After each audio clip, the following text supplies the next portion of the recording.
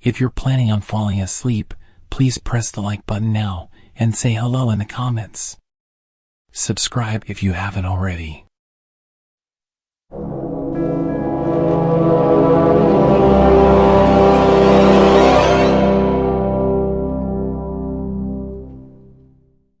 About a year ago, I embarked on a long road trip to New Mexico with a friend. We mostly camped along the way, and our first night of camping happened in the Jefferson National Forest at a campsite in West Virginia. We found some pamphlets for campsites at a gas station and decided to head to a place called White Rocks Campground. It was quite a journey, a 25-plus mile drive up a dirt road into the mountains. We were truly in the middle of nowhere. As we made our way in, we didn't spot any other cars except for one truck that followed us for about 15 minutes before turning down a different road. Along the route, we passed a massive coal factory with a sign that read, 62 days since an on-site incident. The only people we encountered on our drive were a group standing on the side of the dirt road, huddled around a plastic bin that was on fire. It was all quite unusual, but our excitement about camping and the road trip had us laughing off the weirdness rather than worrying, despite having no cell phone reception and being deep in the mountains. Upon arriving at the campground, we found it completely deserted. Not a single car or person in sight, and this campground had about 30 sites.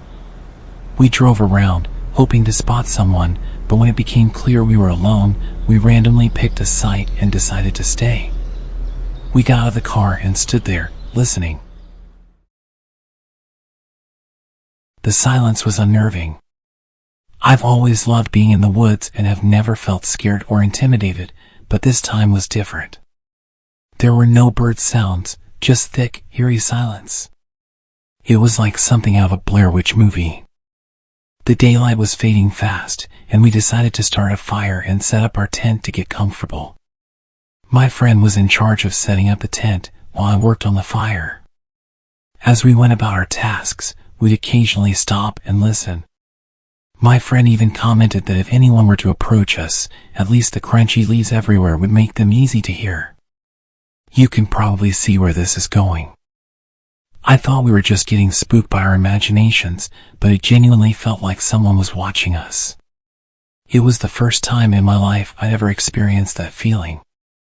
I had goosebumps, and I wanted to leave, but I kept my composure for my friend, who, as it turned out, was also internally freaking out but trying to keep it together. Once we got the fire going, the tent was set up, and our sleeping bags were ready. The sun had completely set. Sitting around the fire together, the darkness seemed to encroach upon us, making us feel suffocated. My friend tried to alleviate the tension by pulling out a book to read aloud and make us feel more at ease. While she was reading, I used my headlamp to occasionally scan the area around us. Since we arrived at the campsite, I had this nagging feeling that someone was out there in the woods. It was pitch black, and our fire acted like a beacon. My friend and I decided, screw it, let's go to bed. We thought we'd go to sleep quickly and pack up in the morning to get the heck out of there. We extinguished the fire, and I decided to grab the one knife we had, which was still in the car, keeping it beside me in the tent. After settling into our sleeping bags, my friend pulled out her cell phone to see if she had any cell reception. But, as expected, there was no signal. She tried dialing her boyfriend just in case, and I remember saying out loud, "We have no reception out here, it won't work." We lay in silence, watching her phone trying to dial out, but it eventually disconnected. Just when we thought things couldn't get any worse, suddenly, about 20 feet off to the left of our tent, we heard footsteps. These weren't quiet, gradual steps. They sounded like someone had been standing behind the tree near our tent and started walking toward us. Those crunchy leaves certainly did their job. We froze, staring at each other with wide eyes. The footsteps continued, coming closer to the tent, then veering behind it for a couple of yards before stopping. The silence that followed was chilling. These were heavy, booted footsteps, with the distinct rhythm of a person walking, not an animal. My friend grabbed the knife that was next to my bag, and with her headlamp on, unzipped the tent and stepped out. She stood in front of the tent with her knife drawn, scanning the area with her light. She was nothing short of a warrior. We both listened for more footsteps or voices during what felt like an eternity of silence. I could see the light from my friend's headlamp darting around the trees, but there was nothing there. She leaned back into the tent and whispered, "We're getting the hell out of here."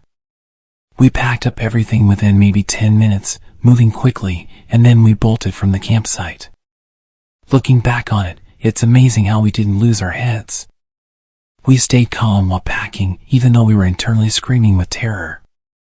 We only had our headlamps on, and the whole time we were packing up, I couldn't shake the feeling that the hill people were watching us and waiting to grab us and pull us into the darkness. We felt entirely helpless. But it didn't seem real, like we were just psyching ourselves out. Still, I couldn't shake the feeling of being watched as we sped away. Then came the confirmation that someone or something had been tracking us.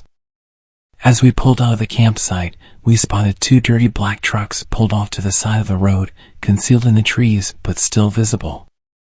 They had definitely not been there when we arrived earlier. The nearest residential homes were about 15 miles away. We didn't see anyone around the trucks, but we didn't stop to look. We reached a motel and stayed there for the night. We shared our story with the motel owner, who was incredibly kind and comforting. He even gave us some cash for another motel if we needed it. I made a promise to that man that I would give him a stellar review. I'll remember every detail of that night for the rest of my life. The unsettling feeling of being watched, the sudden footsteps so close to our tent, and the ominous black trucks by the road. If you're enjoying the video, please leave a like.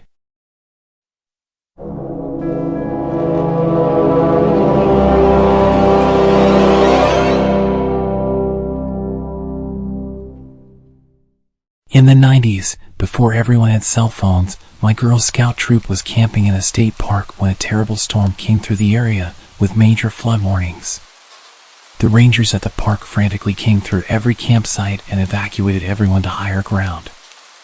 Everyone, that is, except my group and the Boy Scouts in the site next to us. We went to bed with light rain, but woke in the middle of the night to our tents collapsing from the water quickly rising. The Boy Scouts, they were 12 to 16 years old, we were between 7 and 9, helped us quickly pack our site into our cars. Unfortunately, the roads were too dangerous to drive because we couldn't see how deep the water was. And we didn't know if any sections of the road had washed out. We abandoned all the vehicles and used the map that the scout leaders had to find some place that wouldn't be flooded. A few miles away there were treehouse cabins that were built around a tree and lofted 15 feet in the air. It was decided that we needed to move quickly, and that was our best shot. The older boys and the adults carried the smallest girls when it became clear that the wind was preventing them from staying on their feet. The wind and rain soaked everyone through to the skin. We made it to the cabins, and the adults broke in and raided the emergency supplies there for space blankets. There was no way to build a fire because there was no firewood. It had been especially dry this year, and starting campfires was forbidden due to risk of starting a forest fire. I remember shivering for hours, all of us girls in the middle of a huddle on the floor with the boys on the outside trying their best to keep us warm. One of the boys asked us if we knew any Girl Scout songs. We sang every song we knew, and the leaders taught us a few more that they had learned. At some point we convinced the boys to sing in rounds with us. The storm lasted through the night. Some girls started crying, and I remember one had a panic attack. The sound of the storm battering away at the cabin would send creaks all along throughout the space. The fact that we were essentially in a treehouse made the whole thing even more scary. I was convinced that we were going to be blown over and either fly away or all be crushed when we hit the ground. It was impossible to even see what was happening outside. You could just hear the sound of the water, the rustling of the trees, and the creaking of the cabin. If we didn't die from the cold, we'd definitely die in the rushing water. The storm continued battering the cabin long throughout the night. Eventually, once we were a bit more dry, a bunch of us managed to fall asleep. I'd been lying there for what felt like hours, struggling to doze off due to the loud banging. I'd constantly jump up when I was half asleep, and couldn't quite get there. In the early hours of the morning, I was lying down staring at the ceiling when I started to finally not be able to keep my eyes open anymore. I closed them and felt myself slipping away. A branch flew through one of the windows in the cabin, throwing glass everywhere and waking up everyone. The room was full of screams, and the camp leaders were frantically trying to calm us down whilst figuring out what had happened. The place was still really dark, and a few kids had been cut with the glass. The older boys and the camp leaders helped patch everyone up and dealt with the glass situation. If there was any night to earn some medals, it was definitely this one. We all really came together, and I felt safe with those people, even though the situation was so dangerous. Morning came, the rain slowed down to a light drizzle, and a ranger showed up assessing damage to the park. He discovered us and immediately drove to get help. They returned with a bunch of trucks and all-terrain vehicles and drove us to a location where doctors were on site to evaluate us. It was sheer luck that none of us had anything worse than the chills and a few cuts from the glass. It could have gone worse than it did, and we were unbelievably lucky to have survived at all. We could have easily died in our sleep if the flood had come through all at once instead of slowly rising. If the Boy Scouts hadn't been there, then us small girls could not have made the hike to safety. If we had tried to drive, we would have been washed away. Remember to subscribe if you like the video. I'm watching you.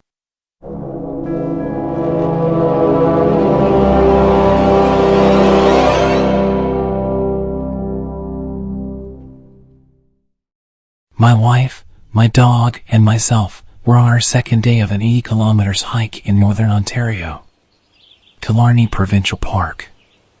We set up camp on a point about 750 meters into a lake. One way onto the point and one way off the point. We were hearing wolves since about 9 p.m. We went to bed by about 10, and the howls were getting closer and closer. Then, one owl from right behind us on the trail down to the point. I got out of the tent and started making lots of noise trying to scare it off. This usually works for bears whom we have had lots of encounters with. I didn't see anything there and didn't hear anything either. I went back to bed and laid down, trying to act confident as to not upset my wife. Then when we both heard something outside of the tent, my dog was crazy quiet but shaking. I opened the tent to find a wolf staring at me from about 15 feet away. I grabbed the bear spray and took aim. I didn't use it, but I again started screaming at the wolf and took a few charges towards it. Again, this usually works when faced with a black bear if you have no escape. The wolf didn't really care that I was there yelling at it. It kind of hung out for a few seconds, then kind of very casually walked into the tree line just far enough that I couldn't see it anymore. I built a fire between the tent and the bush, sat up all night, and kept my headlamp on all night. Had to listen to 3 or 4 wolves howl to each other the whole time, about every 20 minutes. They were very close. One, I would estimate to be within 50 yards. I was sure they were going to come and grab my dog. At about 6 a.m., a bunch of them started howling all together, way more than during the night, but it sounded like 8 to 10 wolves. We waited until about 8 a.m., then packed up and got the hell out of there. We were 36 kilometers deep. Took us 2 days to hike in, but we hiked out in 6.5 hours. About 1.5 hours into our hike out, the wolves started howling behind us again. They were following us out. On the way back, we saw a bear with 2 cubs. This would usually concern us a bit, but we were just like, get the hell out of my way. My wife lost all her toenails from the hike. And my poor dog got some serious anxiety about being in the tent.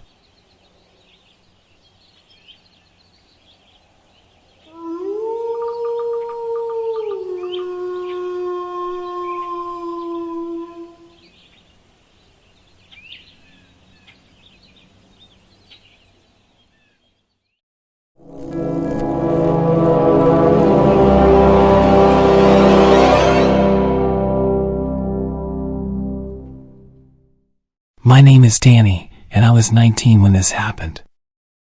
I lived with my parents and wanted to move out, so I bought a car with the money I'd saved and eventually got a job for Uber Eats. I'd seen their advertisements all over. Apparently it was easy money with flexible hours. All you had to do was pay for fuel. I had a few friends tell me how good it was, so I figured I'd go through the sign-up process and give it a shot. However, the reality was quite different. Driving around on a tight schedule made the job pretty stressful, and the payouts were often just a few bucks. If you didn't claim the orders with high tips or payouts, then you'd barely make enough to cover the fuel. Being a teenager, I only had to cover my car payments and insurance, so I didn't need to make a fortune. But it did feel like I was getting shortchanged given the time and effort required. I pushed the idea of finding another job to the back of my mind because I was a bit lazy, but everything changed after a particular incident. I accepted an order from KFC and set off to deliver it to the customer's location. It was a pretty large order, enough for maybe 4 or 5 people, but the pay for this delivery was much higher than usual and the tip was $20, which was unheard of. It tells you on the app when you accept an order how much you'll get paid. While en route to the destination, I received a text through the Uber Eats app. The customer was asking about my whereabouts. The app said delivery time was about 30 minutes and I was on track to be there in about 15. They could literally see my live location on there, so I didn't understand why they were asking. I didn't see the point in pulling over to reply, so I just kept driving, as I'd be there in about 5 minutes. Within pretty much a few seconds, they sent another message, impatiently asking me why it's taking so long. I had only picked up the order a couple of minutes ago, and they could literally see this on the app, so it wasn't as if I was running late. I ignored the weird messages, thinking it was probably a mistake on their part, or that they were drunk or just a typical Karen. I knew the area reasonably well, but I'd never really been to this part of town. It was located in, I guess, what you'd call the hood. It was a pretty rough neighborhood, gang violence and a lack of police presence. Most people knew not to come here. But I'd driven through a few times and knew it wasn't too dangerous. The address was to an apartment building, and as I approached the place, I noticed that a lot of people were staring at me. I parked my car and checked my phone. Another message had come through with some harsh language, telling me that I better hurry up. I usually leave my phone on the stand, where I can see the delivery instructions, but I knew it was a bad idea to keep it out in the open, so I took it with me. The instructions said to come inside and deliver it to the customer's apartment, which was a little unusual, but I figured they just didn't want to come down. I pressed the button for the apartment number and was buzzed in. As I climbed the stairwell, I couldn't shake the feeling that something was off. There were people just scattered around this building. I had to step over some passed-out woman on the stairs, and I really wanted to just drop the bag and run. I reached the door to the apartment, and a voice from inside told me to come in. I hesitated for a moment, confused as to why they couldn't just come and grab it. But I was on the clock and wanted to get this delivery done. I walked into the apartment, and as the door closed behind me, I realized my mistake. All the lights were off and the only source of visibility in the room was the massive TV they had on the wall. I looked around and saw a couple of shady-looking characters. I offered them the bag and they looked at me like I was disgusting. The guy who seemed to be the leader gestured for someone else to take it from me. He started circling me as I stood there, completely frozen. I had no idea what the hell I was doing or how I'd ended up in such a dangerous situation. He didn't hesitate to start poking at me, asking me what I got. I told him I just had the food and that I've gotta go. He laughed and told me to sit. I was completely shitting myself at this point. He starts quizzing me about why it took so long and what can I do to make up for it. I told him I could refund the tip, and this made him freak out. Tip? What tip? I ain't pay you no tip. I stupidly pulled out my phone to show him that he put down a $20 tip. He snatched it out of my hand and told me that he's taking the refund. Everyone else started laughing. I was being completely humiliated in front of these people and I was powerless. I passively asked for my phone back, but I'm not the biggest guy in the world and I was really trying not to die, so when he refused I just accepted my fate. He sat down and started looking through the bag, grabbing the food he wanted. He looked over at me and asked me what the F I was still doing there, jumping up and pulling out a knife as he said it. I apologized and quickly made my way to the door and ran down the stairs. I almost tripped over the unconscious woman on my way out. I got in the car and I've never driven so fast in my life. I drove to somewhere safe and immediately broke down into tears. My whole body was shaking and I was hyperventilating. I was a complete mess. What the hell was I thinking, walking up and going inside someone's apartment, never mind a place like that? I'd literally been told to never go inside anywhere, but all I could think of was that big tip. I drove home and told my parents what had happened. They were really supportive and glad that I was okay, but they were furious that I had not followed their advice about going into dangerous places. We got the phone locked remotely, so you probably can't use it for much, but I know I'm never getting it back. I found out weeks later when I got a new phone that Uber also suspended my account because he said the order wasn't delivered. In their defense, as far as they could see, I just disappeared with the delivery and never showed up again. So he got a full refund and free food and my phone. Losing my phone and my job really sucked, but I was grateful that I got away unharmed.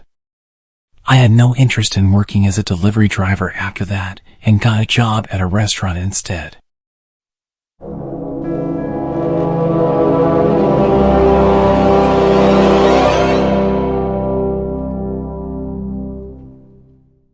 Earlier this year, I borrowed my dad's Tesla to go visit my aunt who lived in the countryside. I'm a 24-year-old guy, and I love driving, especially my dad's car, so I was glad he let me take it. The road trip took me through some pretty remote areas, but it was a pretty smooth drive heading over. I passed through one small town that had a charging station for the car. Whilst I was there recharging the Tesla, I got quite a lot of attention.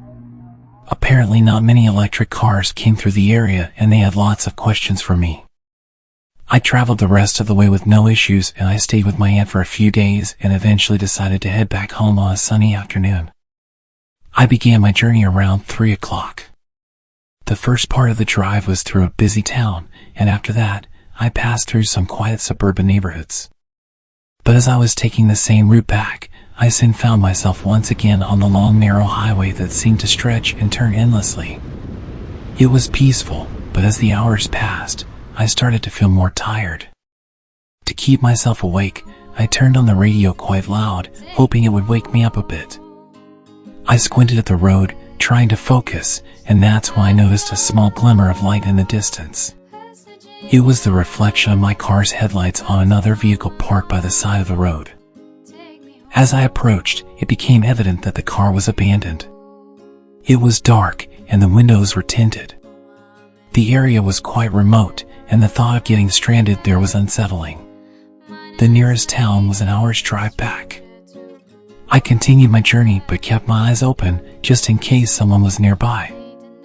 A few minutes later, I noticed a blindingly bright light in my rearview mirror. The intense glare made it impossible to see the car, only their dazzling lights. They seemed to be getting closer, so I reduced my speed, thinking they would soon overtake. But as I continued down the road, I saw something unsettling up ahead. There was another car right in the middle of the road, blocking my path completely. The car had its lights turned off, and I didn't see it until I was almost right upon it. I slammed on the brakes as soon as I realized what was happening. The lights in the rearview mirror kept getting brighter. I could hear the sound of an approaching vehicle behind me. I decided to turn my car around to escape the situation, but when I looked back, there was another car parked diagonally behind me, effectively sealing off any retreat. Suddenly, it all clicked in my mind. I heard the doors of the cars around me opening and closing. Panic coursed through my veins. Without thinking, I veered off the road, plowing into the trees, attempting to bypass the obstructions and get to the other side of the road, past the parked cars. I was so preoccupied with avoiding trees and avoiding getting my car stuck that I didn't even look to see if the people were chasing me. About 10 seconds after driving off the road, a gunshot echoed. I looked back and they were chasing me. The bullet hit somewhere in front of my car. Fear and adrenaline pulsed through me as I continued maneuvering around the twisted dirt road. Another shot rang out, hitting the back of my car. I was driving like a maniac, going full speed through these tight trees, desperately trying to lose them. My Tesla was impressively handling the practically off-road adventure that I pushed it through.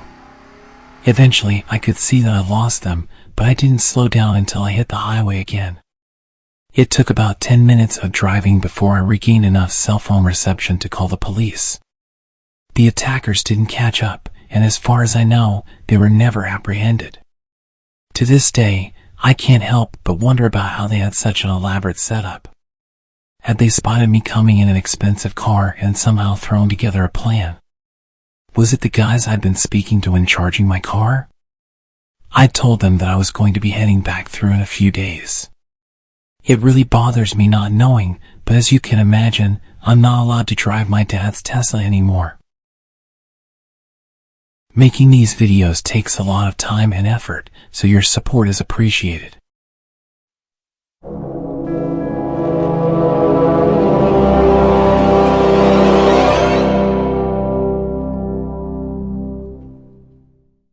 My name is Christine, and I was 23 years old when this unforgettable New Year's Eve story happened. I was out with my beloved dog, Max. It was a few hours before midnight, so I took him for a quick walk before getting ready for the party. Max was usually well behaved and fine without a lead, so I decided to let him off for just a minute to enjoy the crisp air as we strolled through our neighborhood. The evening was filled with anticipation. People around the town were preparing for the upcoming New Year's festivities. The streets were lined with colorful decorations, and you could feel the excitement in the air. As Max and I walked along the sidewalk, he was happily sniffing around, enjoying the scents of the night. The night was still young, and there was no sign of chaos yet. Little did I know that everything would change within the next minute. It was then that the first firework exploded in the sky, lighting up the darkness with brilliant colors and a deafening bang. I instinctively grabbed Max, pulling him close, but it was too late. The sudden noise startled him, and in an instant, he broke free from my grip and bolted down the street. I called out his name frantically, but he didn't respond. The barrage of fireworks drowned out my cries, and I watched in panic as he disappeared into the night. My heart raced as I realized I had to find him amidst the chaos of the celebrations. I spent hours driving around the neighborhood, searching for my dog. The fireworks kept lighting up the sky, and the noise was deafening. It was hard to focus with all the bright lights and explosions, but I had to find him. If I was distracted by the fireworks, then he was probably going through hell. Every corner I turned, every street I drove through, I called out his name. I was desperate to bring him back home, to keep him safe from the fireworks. The celebration was all around me, but all I wanted was to find my furry friend. I told my friends and family that I wouldn't be coming out as I was looking for my dog. A few of them volunteered to look for him too, but even if they found him, I wasn't convinced that he'd go with them. Finally, as I turned down a dimly lit street, I spotted a crowd of people surrounding a public bus, as if there were some sort of disturbance. My heart leaped with hope. I parked the car and rushed towards the crowd. I could tell by the chatter and the body language that they were reacting to some kind of animal on the bus. I made my way to the door and climbed on. He was there hiding in the corner, barking frantically at every firework whistling through the sky. I spoke to him gently, and he recognized my voice. The fireworks kept going off, but I didn't care. I reached down and picked him up, cradling him in my arms. He nestled against my chest, seeking comfort from the frightening night. I thanked everyone for trying to help him and rushed him back to my car. I got back in my car, holding Max securely. The drive home was a little quieter, the sound of fireworks slowly fading. Max had been found, and the new year could finally begin with both of us safe and sound. I sat in the car with Max, watching the fireworks through the window. The bright lights that had once scared him now seemed to twinkle in celebration of our reunion. It was a New Year's Eve we'd never forget, one that sent me on a wild late-night drive, looking for my best friend.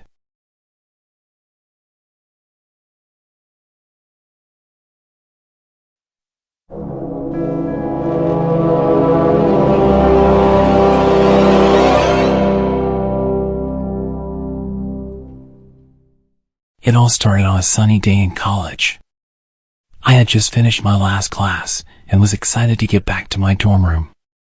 Once I arrived back in my dorm, I quickly got on my computer. I was anxious to see what new websites awaited me. A while back, my brother had sort of joined me up to a dark web mailing list where people would send me interesting sites they found. He was a complete computer genius. From software encoding to Photoshop and video making, he was a wizard with all of it. One day I received a message from an unknown user. It said, "Chat to real people from the past." I thought it could be fun, so I clicked on it. The web page loaded, and there was nothing on the screen besides a chat box and a button to search for a new person to talk to.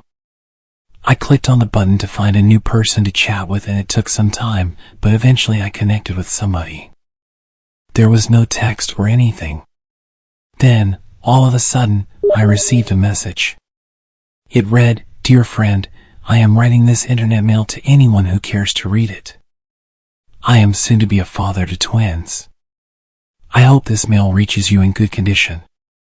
We're off to see the new Star Wars, The Empire Strikes Back, at the theater to celebrate."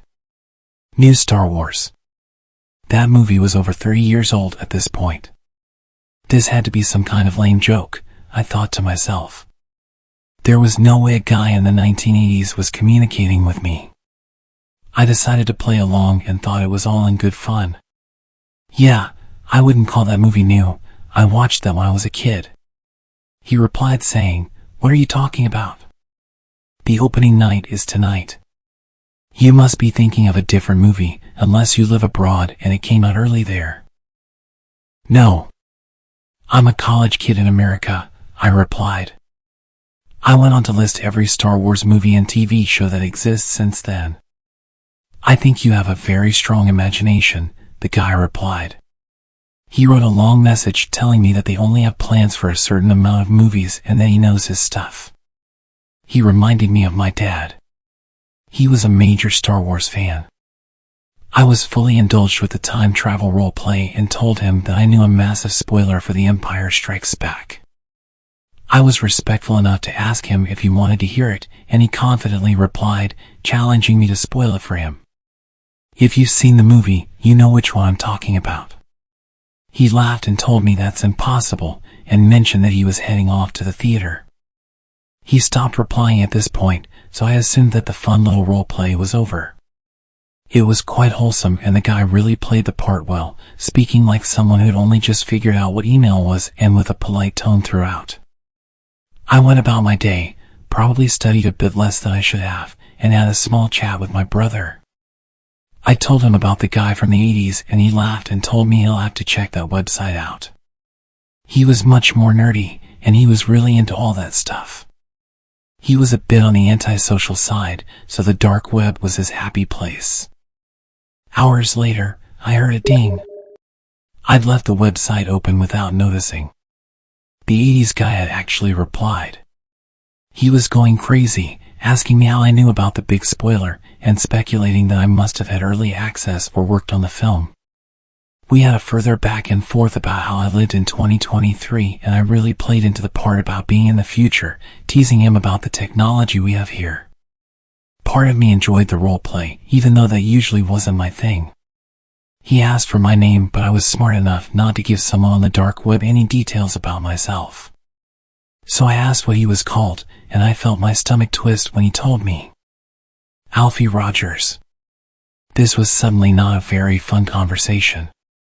That was my dad's name. This person obviously had information on me. They must have pinged my IP address, found out my name, and did some basic background research on Ancestry.com and all those other websites that exist nowadays. Alright, You know my dad's name, this isn't funny. What do you want? I asked him, knowing that this kind of thing usually turns into a blackmail attempt or a twisted game. What do you mean? He replied, still deep in the roleplay. There's no way that you just pulled out a random name and it happened to be my dad's name, so you know who I am. What do you want? Even as I called him out, he still didn't budge. He confidently asserted that he was called Alfie Rogers and that he was living in the 1980s. He started to list a bunch of personal details to prove he was a real person. He knew where my dad was born, where his parents came from, my mother's name, her parents, the car he had, everything. It was really disturbing. I'm pretty good with computers, so I know just how much information you can get from historical online records, but this was impressively creepy. Whoever it was, they were really good at this, and they must have planned this for some time. I thought about a question I could ask him, something only my dad could really answer. I found the perfect question.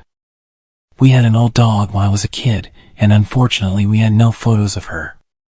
Nobody else would know about this dog. There's absolutely no way it was on any database. So I asked him, who is Poppy? Poppy. That's my dog. How did you know the name of my dog? She's a border collie. She's sat with me right now. That's creepy. How did you do that? I started freaking out. I don't believe in stuff like this, in time travel or having conversations with the past, but whoever this man was had too much information about my family history. It just didn't make sense. He answered every question I threw at him. I think I spent hours quizzing him on his entire life and eventually accepting that whoever or whatever this person was, I felt like I was talking to my dad when he was my age. I'd settle past the discomfort, enjoying every moment of this conversation. Though I did ask one thing from him. If he really did exist in the past, and he really was my dad, then I wanted him to take some pictures of Poppy. He laughed and told me he'd get right on it. He told me he had to get going, and that he loves how clever computers are. I don't think he fully grasped the situation, but he happily played along as if he was talking to his real son. I asked him to tell Poppy I miss her, and even though I highly suspected that this was some strange AI or a wholesome role player, I told him I loved him. Funnily enough, he replied saying that he loved me, and finished with, "Can't wait to meet you." Then we ended the conversation. A few weeks passed. I truly felt the happiest that I'd been in a long time. It had been hard living without a dad. He had a heart attack a year before I left for college. But that conversation really gave me a feeling of closure. I felt like I'd navigated my grief and allowed myself to start healing. I'd occasionally check back on that website but never saw anything from him.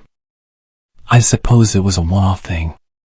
Over the next few months I started to think about that conversation less and really started to live my life again. It was Christmas time and I went back home to visit family. It was the second Christmas without him, and the lack of his presence was still heavily evident, but we enjoyed the holiday and I enjoyed seeing my mom and my brother. On the last night before I returned to college, my mom remembered that she had something for me. She brought me an old VHS. It was Star Wars, Empire Strikes Back. I knew what a VHS was, but they'd been extinct for about 20 years, so I wasn't sure why she was giving it to me. "Open it," she said. I pried open the clunky case and looked inside. Well, shit. There was a whole collection of photos of Poppy, dozens of them. Posing with the whole family, including me and my brother when we were just babies. There were some photos of my dad posing with the dog too. It was surreal, and I was too emotional to think about how these had come to be. There was a note attached.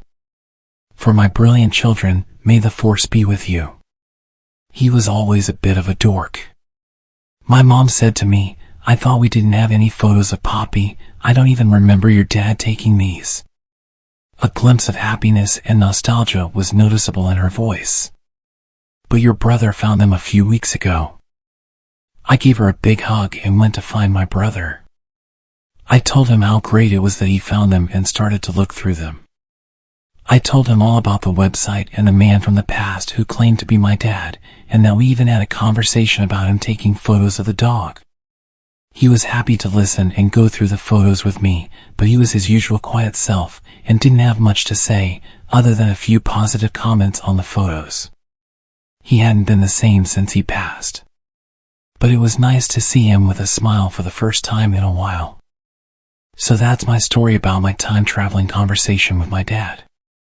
Sometimes it completely freaks me out, and I stay up all night thinking about it. Other times, I just feel comfortable knowing that something beyond my comprehension happened to me. Whether it was an incredibly talented hacker or a crazy AI, I don't know. But I tend to avoid the dark web now. I think I got lucky with this encounter. It was only a matter of time before I met someone who would use that information for the wrong reasons. I have some of my own theories about that story, but I want to hear yours in the comments. If you're enjoying so far, please remember to like the video.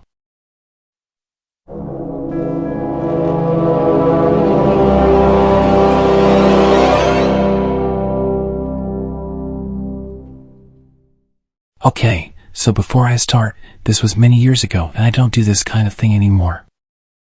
I was young and naive and I wanted to impress a girl I liked. For legal reasons, this whole story is completely made up. I was in my early 20s and I'd started hanging out with a group of people that party pretty hard. They did all sorts of drugs that I shall not mention here. I did my best to keep away from that stuff, but I may or may not have joined in a few times. My life was a bit of a mess at the time. I won't make too many excuses about why I was hanging out with these people, but one of the reasons I stuck around for so long was this girl. At the time, she was exactly my type. She had long hair and she was playful and flirty. She was pretty much my dream girl. We got chatting and I asked her to hang out sometime and she actually agreed. I couldn't believe it. A few days before she was supposed to come and chill, she messaged me asking if I had any of that good green stuff. I didn't smoke on my own, only in social situations that made it a necessity. But instead of saying this, I just lied and said of course I have some. Suddenly, I'm panicking, contacting everyone I know about getting some grass. Nobody could help, and I was desperate. So, I did the dumbest thing I could think of. I went to the dark web. I got myself a virtual private network to stay anonymous and went searching for a way in. After a bit of digging and asking around, I found a link that supposedly led to a dark web marketplace. My heart was pounding as I clicked on that link. The website had a sketchy vibe, and it was like nothing I'd ever seen on the regular web. No flashy ads, no social media links, just a simple page with a list of products. I went through the listings until I found what I wanted. I messaged the seller and worked out the details. Paying for it wasn't as easy as clicking one button like you can on Amazon. They wanted cryptocurrency, so I had to figure out how to get my hands on some. It was a bit of a headache and cost me $50 for something that should have cost about $20, but I managed to get it sorted. A few days later, a small package arrived. My heart was racing as I opened it. But instead of what I ordered, it was just some random junk. I had been scammed. Panic set in as I realized I was in way over my head. Soon after, I started getting threatening emails from an anonymous sender. They knew what I'd been up to and were demanding more money, or they'd expose my activities to the authorities. I was trapped in a twisted game of blackmail. Every knock on my door made me jump. I desperately tried to figure a way out of this mess. I was stuck in a dark web nightmare of my own making, and I couldn't see a way to escape it. Call me an idiot, because I really am, but I sent the anonymous blackmailers around $600 in total, about $100 every week. They just keep coming back and blackmailing me, and I kept paying until eventually I just said screw it, and stopped sending them anything. I lived in complete fear for months afterwards, thinking that the FBI were going to break down my door and arrest me. Looking back, it was pretty ridiculous. Nobody cares about a guy buying a tiny amount of green stuff on the internet, but my head wasn't quite right.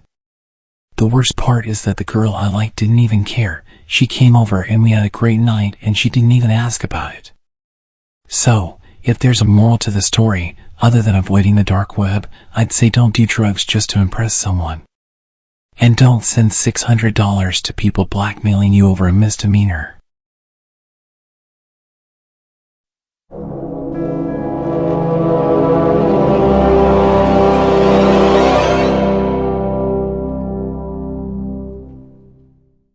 This is a pretty short story, but it's true, so I'll tell it exactly as it happened.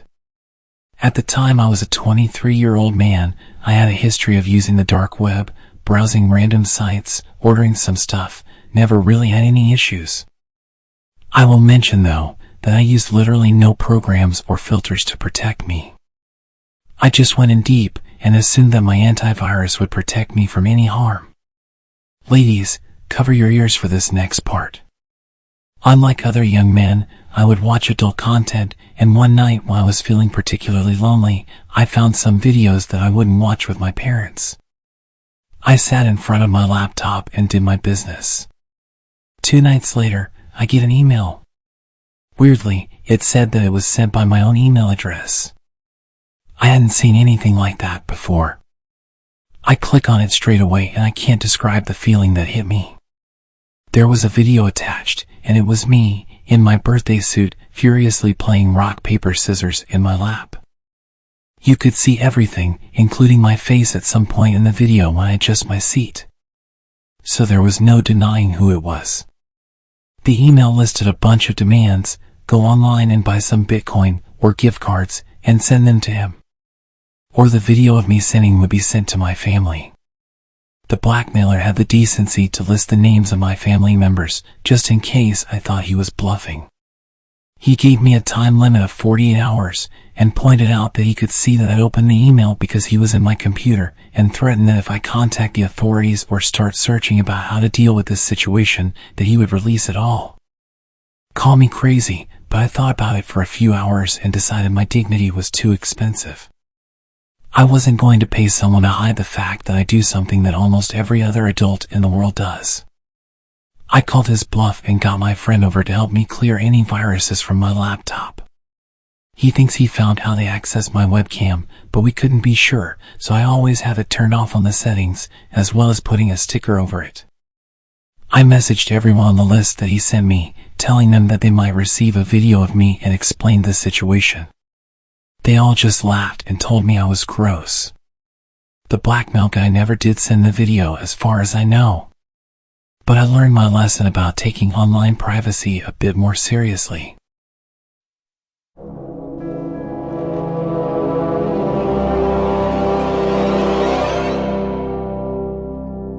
This all happened just recently, in summer this year. I'd been living with my parents until I had a good enough job to move out. About 9 months ago, I was finally ready to leave the nest. The place I found wasn't the nicest neighborhood, but it wasn't too bad. Some of my neighbors actually came over to welcome me and gave me some food. There was one neighbor though, the guy who lived to the right of me, who wasn't exactly welcoming, but immediately comfortable with me like we'd known each other for a long time. He'd see me leaving for work in the morning and run out of his house to tell me random stories, like how the last neighbor used to always turn the bathroom light on at 3 a.m. and leave it on all night. Or that they would sunbathe in the garden for 5 hours sometimes. It was all very random, boring facts, and I'd barely get a chance to react to his stories before he was asking me intrusive questions.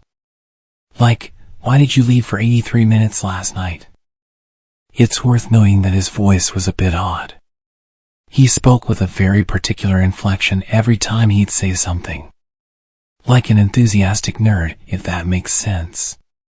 Sometimes it made his statements sound like accusations, and sometimes it made them sound like questions, but my response to his comments were never really met with conversation. I would kind of laugh it off and just give him a short answer, like, I had to grab some groceries for tomorrow.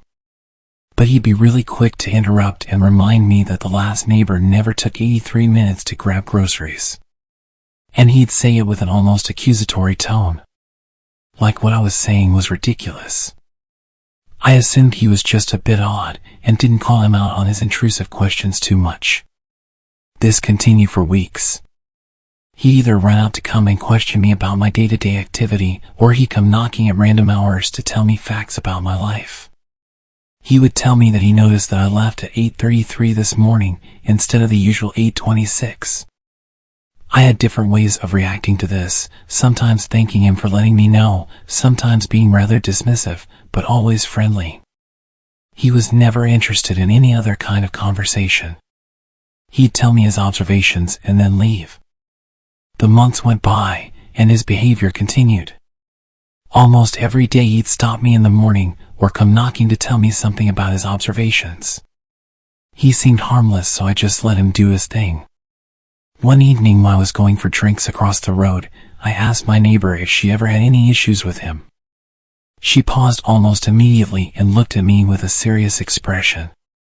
What happened? She seemed really worried when she asked me. I explained to her that he would approach me constantly to tell me that he'd seen me turning on specific lights in the house at night, or that he'd point out changes in my usual routine. Nothing terrifying, but still creepy. At this point, she turned the music off and put her glass down. You need to be careful around him. She seemed disturbed, like I triggered a repressed memory. The people who lived in that house before you were so sweet. I can't prove it, but I know that they're gone because of him. Gone? What did she mean gone? I pushed her to tell me more, but she apologized and turned the music back on and changed the subject, ending the conversation. She did stop at one point to just make sure I locked my doors and not to invite him in at any point. That night, as I made my way back home, I watched his house closely as I crossed the road. It was noticeably dark. I never really paid it much attention, but I don't think I ever saw his lights on after dark. Whereas every other house on the street had at least a few lights in different rooms. I got to my door and paused. I looked towards his house one more time. I saw exactly what I was hoping not to. A glimpse of light. He was peeking at me. How long had he been watching the neighbor's house to know that I was over there? Was this all he did? Watch me? I went inside and remembered what my neighbors said. How often did I not even think about locking the door? Honestly, I think most nights I wouldn't even check. I clicked the lock and made my way to the back door. I took the key from the side and made sure it was locked. I put the key back in its usual place and made my way upstairs. As I dressed down into my underwear and made my way under my covers, I reached over it and turned off the lamp. It had been a long night, so I started to drift off quite fast.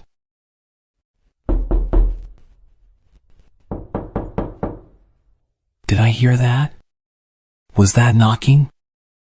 I sat on the side of my bed and waited, anticipating more knocks.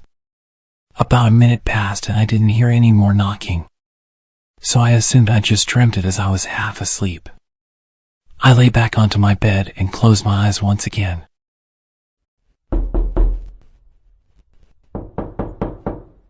No. I definitely heard something.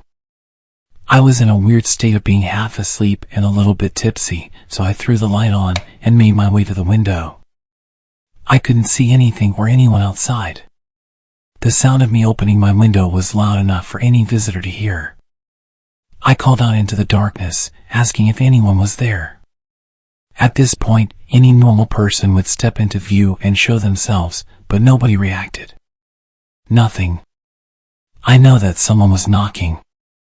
I threw on my dressing gown and made my way downstairs. I went straight to the front door. It had shaded glass that let me see partially through it. There was clearly a figure standing in front of the door. I was freaking out, but I was also angry. I didn't even consider the danger. I started fumbling with the lock and threw the door open. You left your house for 157 minutes. What the hell? I snapped. This was the latest he ever visited. Everything about his behavior had really annoyed me. The fact that I called out of the window and he didn't respond, and instead stood with his nose practically touching my front door. Why did you feel the need to tell me that? At this late in the night? I was falling asleep. You've been out very late. I know that. I'm an adult. I'm allowed to go out late. I realized I was reacting to his accusatory tone. Is that all? You wanted to tell me I'd been out late? He started to just walk away, back to his house. I yelled to him that I didn't want him to knock on my door again. He didn't react, just kept walking towards his house and went inside. I'd tolerated his weirdness for long enough. I convinced myself I wouldn't let him commentate my life schedule anymore, and that next time he talks to me I was going to tell him I don't care and just keep walking. I closed the door and went straight back to bed, still frustrated with how intrusive and weird he was. I closed my eyes and imagined what I would say to him the next time I saw him. I felt really tired and had no problems getting back to sleep. As expected, I had the weirdest dream. Whenever I had a few drinks, I'd always have such vivid dreams. I could hear that damn gentle knocking. I didn't jolt awake this time. I almost convinced my subconscious dream state to ignore the imaginary knocking. But I was fully aware of every creepy little thing that was happening. I started wondering if I'd locked the door. I knew I'd locked it earlier, but did I lock it after I opened it again to confront him? I couldn't remember. I hated how realistic my dreams were. Of all the scenarios I could think about, did I really have to imagine him breaking into my house and walking up my stairs? I feel like I'd never been so consciously aware during any of my dreams. I was dreaming that I was locked in place, sleeping on my side, with my back to the door. His breathing sounded so real. If it wasn't for the alcohol in my system, I would have definitely woken up. This was by far the creepiest dream I'd ever had. I dreamt that he was climbing into bed with me, wrapping his arm around my waist and playing with my hair. I felt absolutely disgusted, but the soft touches also felt relaxing and pushed me deeper into the dream. I was urging myself to wake up at this point. My mind kept racing back to the thought that I actually hadn't locked the door. I needed to get up. His breathing was so intense. It felt so real. His touch felt real. This was unlike any dream I'd ever had. I was urging myself to wake up. I felt paralyzed. Wake up. Wake the hell up. My eyes finally opened and I could still feel his touch. Why didn't you lock the door? I jumped up. His voice immediately jolted me awake. He was in my bed. I screamed and ran straight down the stairs and out into the night. I was still screaming as I ran across the road and started banging on my neighbor's door. I was freezing, only wearing my underwear and completely barefoot. I banged aggressively on her door and shouted her name until she came down. She opened the door in a daze and I pushed my way in. I frantically explained what had happened whilst begging her to lock the door and call the police. We watched out of the window. My front door was wide open, just as I'd left it. The cops were on their way and my friend was comforting me as I got into some of her clothes and told her all of the details. Minutes passed as we stared out of that window. My friend asked if I was sure he was there and it wasn't just a bad dream. I started to doubt myself when we didn't see him leaving. I wasn't the sensitive type. I wouldn't make up that whole scenario out of fear. I had a vivid memory of him lying in bed with me and touching me and talking to me. It was real. I know it was. The cops showed up after about 15 minutes and started to enter the house, guns drawn. We watched intently, waiting for them to bring him out in cuffs. They were in there for quite a while and I started to think that he'd locked himself in my room or something. After what felt like forever, the cops started to leave my house. They were alone. He wasn't with them. I couldn't believe it. I was not crazy. He was in my house. I know he was. I made my way outside to speak to the cops and ask where he was, but they confirmed that they found nothing and searched everywhere. I frantically told them that I was not going back into that house with him still in there. That's when the worst thing that could have happened. He walked out of his house. He stood there, just watching. I was freaking out, demanding that they arrest him and insisting that he was in my house. His expression didn't change, he didn't even flinch. He just turned and walked back inside. Yes, I was drunk and I was pretty emotional at this point, but I couldn't believe that they didn't listen to me. They told me that they'd searched the entire place and there was no intruder. They said that the person who I claimed was an intruder was clearly in their own home, so I should just go inside and get some sleep. There were no signs of forced entry and no damage or evidence of an intruder, so there was nothing they could do. After a while of me practically begging them to at least go and interview him, one officer did go over and speak to him, but it seemed like a very short conversation. He confirmed that he did come over initially to check on me, as I looked drunk, but then went straight home. I was furious, but also terrified. I eventually went back inside and searched the house for any evidence that he was there. I was almost starting to doubt myself, until I checked the back door. It was unlocked, and the key was still in the door. I never left the key in the door, ever. He'd left through the back whilst I was hiding across the street.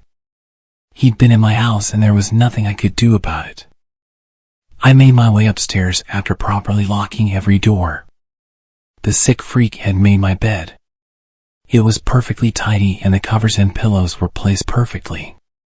He didn't even rush out after I woke up. He just tidied my bed and then left through the back door. I climbed in and tried to fall asleep, but there was an overwhelming musky smell. His unwashed body had tainted my covers and his odor lingered all over my room. It took me hours to replace all of my bedding and finally get to sleep. The next morning I couldn't shake the feeling of being violated, but I also doubted the whole night. The police had been inside my house, a bunch of men in heavy uniform. That could explain the smell. The key being in the back door, maybe they were checking to see if it was the right key for that lock, confirming that nobody had stolen it. Even the tiny pillows had an explanation. I told them he was in my bed. So it makes sense that they'd throw my bedding onto the floor if they were looking for him, and then maybe one of them just put it back and tidied it up for me.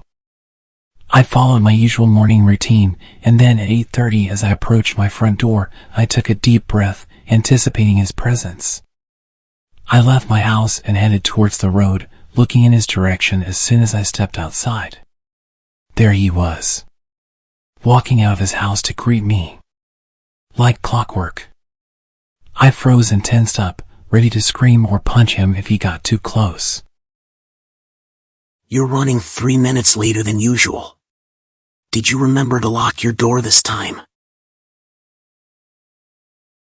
If you're enjoying the video, please subscribe.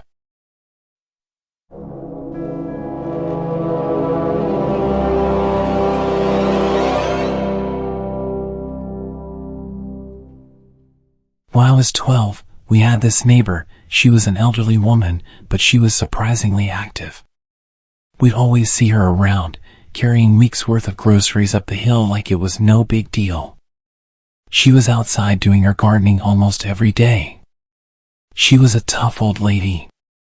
The unfortunate thing was that she was the opposite of friendly. If you said hello to her, she'd tell you to run into the road.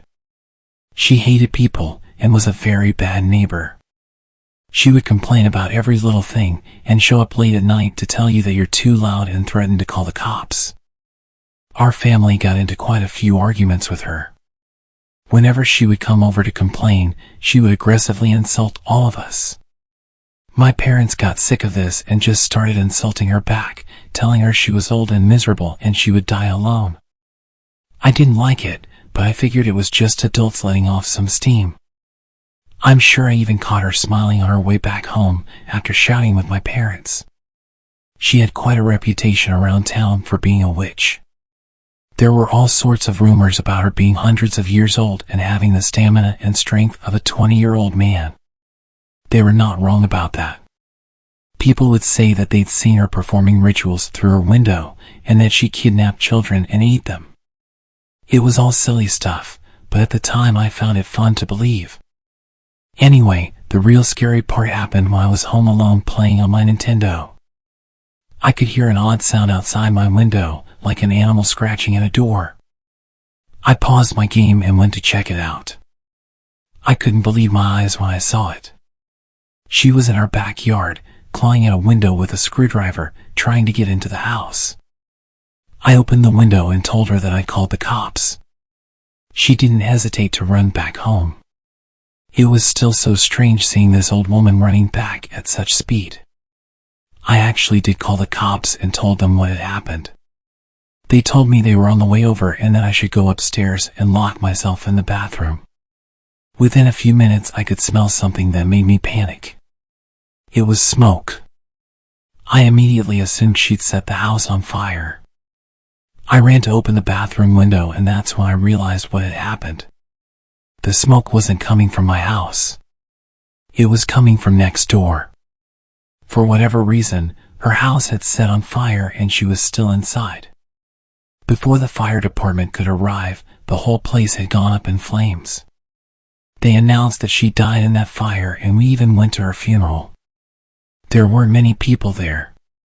The last scary thing about all of this was that it only fueled the stories about her being a witch, and that after I caught her trying to kidnap me, she had to burn it all down and move elsewhere to conceal her identity.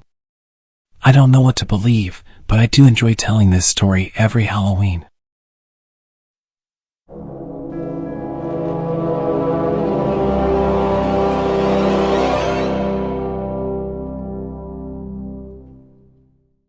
My neighbor is very weird. He never waves and has a permanent sneer on his face. When we moved in, we were told that he was on a certain bad list and that we should call the cops if we see him with kids. One day, he randomly knocked on our door.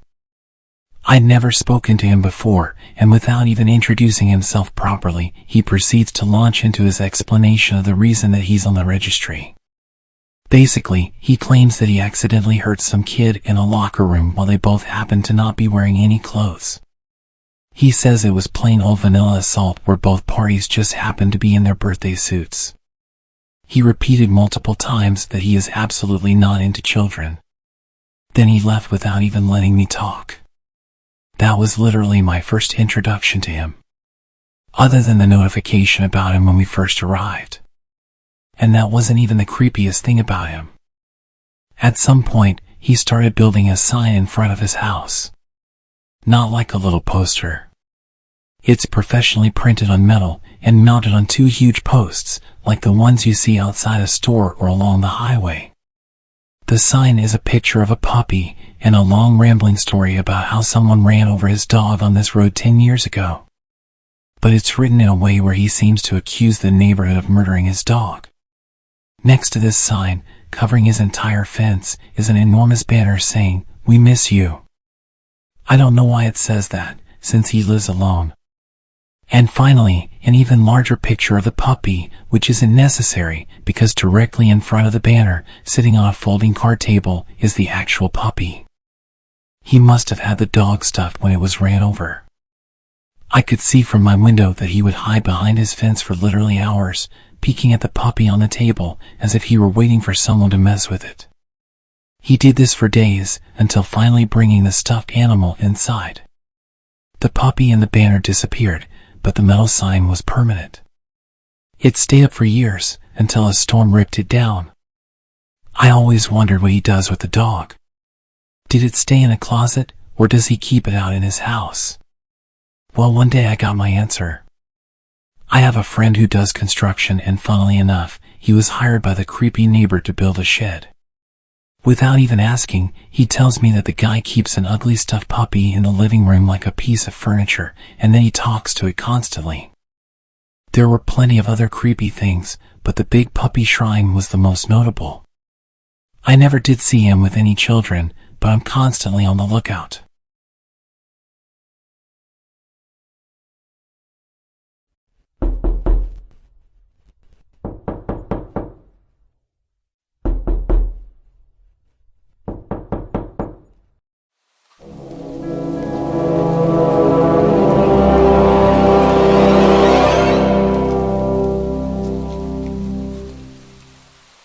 A few years ago, I was renting a house in Northern California. The neighborhood was just outside the suburbs. It seemed like the perfect balance of having space and having nice neighbors close enough not to feel isolated. The area had no street lights, so it was very dark at night, especially if there were clouds blocking the moonlight. It didn't bother me though. It made my little house feel even more quaint on dark nights. I got home from work one day in midwinter. It was a cloudy night, so pulling up to my house, I saw only what my headlights and front porch light illuminated. When I got out of my car, I caught a whiff of cigarette smoke. That was odd, as I had never smelled that before around that house. I didn't see anyone nearby, so I ignored it and went inside. I had just got off a shift with a few hours of overtime, so I felt pretty tired. Even though it wasn't even 7 yet, I decided to take a shower and call it a night. I woke up sometime later, sure that I had heard a noise inside my house. I wasn't worried right away because my friend would sometimes stop by to use my shower after work on his way to his night classes. I even gave him a spare key so he could stop by even if I wasn't home. He would always text me to let me know beforehand though, and I hadn't heard my phone go off. I reached over to my bedside table and picked up my cell phone to see if my friend had sent me a text. The bright light from my phone's screen blinded me. These were the days before phones had a light sensor that would dim the screen in the dark, and this particular phone was so bright I could use it as a flashlight. Through squinted eyes, I could make out that it was 9-something, but I couldn't tell if I had an unread text or not. I set my phone aside and called out my friend's name. There were a couple of seconds of silence before I heard loud footsteps as someone started running through the bottom floor of my house. I leapt out of bed and ran to the closet. They were already up the stairs by the time I had opened the door and stepped inside. That house had 3 rooms upstairs, 2 bedrooms on either side of the hallway, the one I was in and a spare, and a bathroom at the end. The bedroom doors were both closed, but the bathroom door was cracked open. I heard whoever was in my house thunder down the hallway past my door and into the bathroom. Thank God he did. That gave me enough time to open the attic access in the ceiling of my closet and hoist myself up. I had just started to lift myself up when the person ran back out of the bathroom. My feet were barely inside of the attic when my bedroom door burst open. I heard footsteps run into my room and stop. When they didn't see me in that room, they ran back to the hallway and into the other room, which just had boxes stacked in a corner, some weights, and a table where I painted my miniature models. I guess they decided that if someone were hiding, it would be in the bedroom because they charged back into my room and turned on the light. A moment later, the closet door was ripped open. I was crouched in my attic just a foot or so away from the access, so I could try to stop them if they started to climb up. From my vantage point, all I could see was from about their knee down. They were wearing dirty blue jeans with frayed cuffs and work boots. After a few seconds of looking in the closet, they stepped away and I heard a loud crash come from my room, followed by a scream of frustration and anger. That scream was the most unnerving part of the incident for me.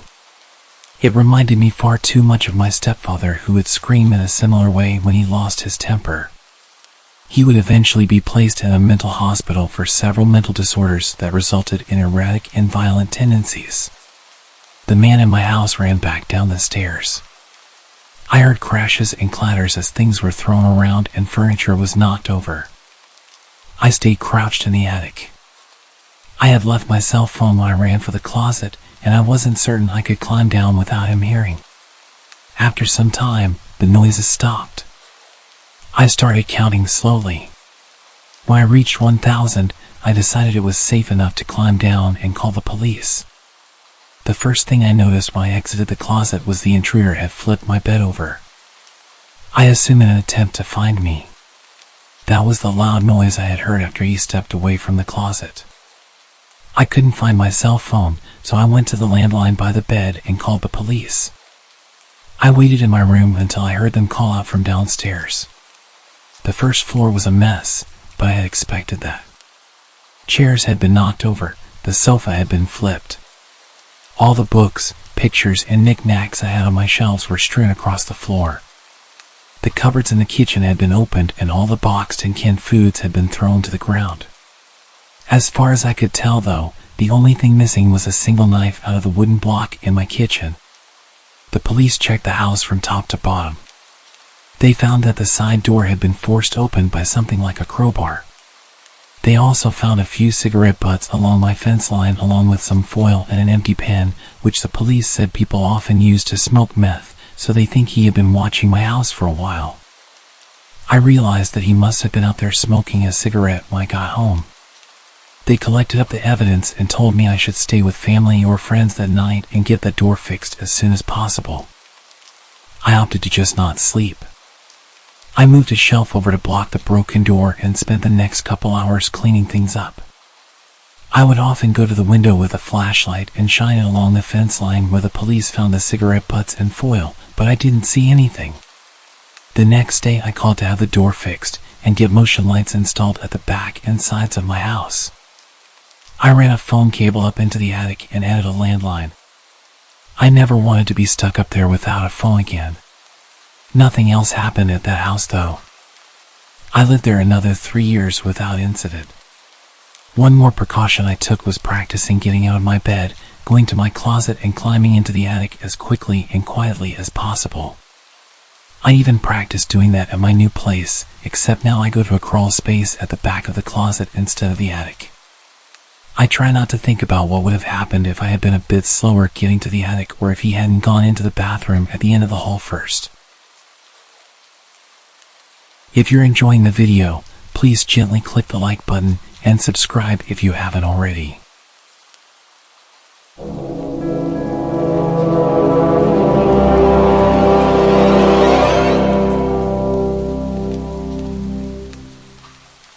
My roommate was out of the house for the week, so I had the place to myself.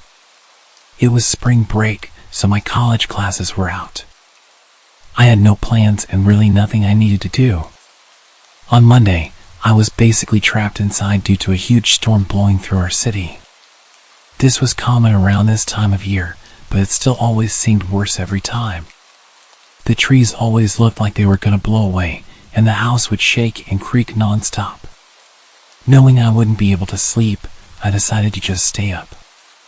I turned on the Xbox and started up one of my video games and played for well over an hour, probably until 11 o'clock when the doorbell rang.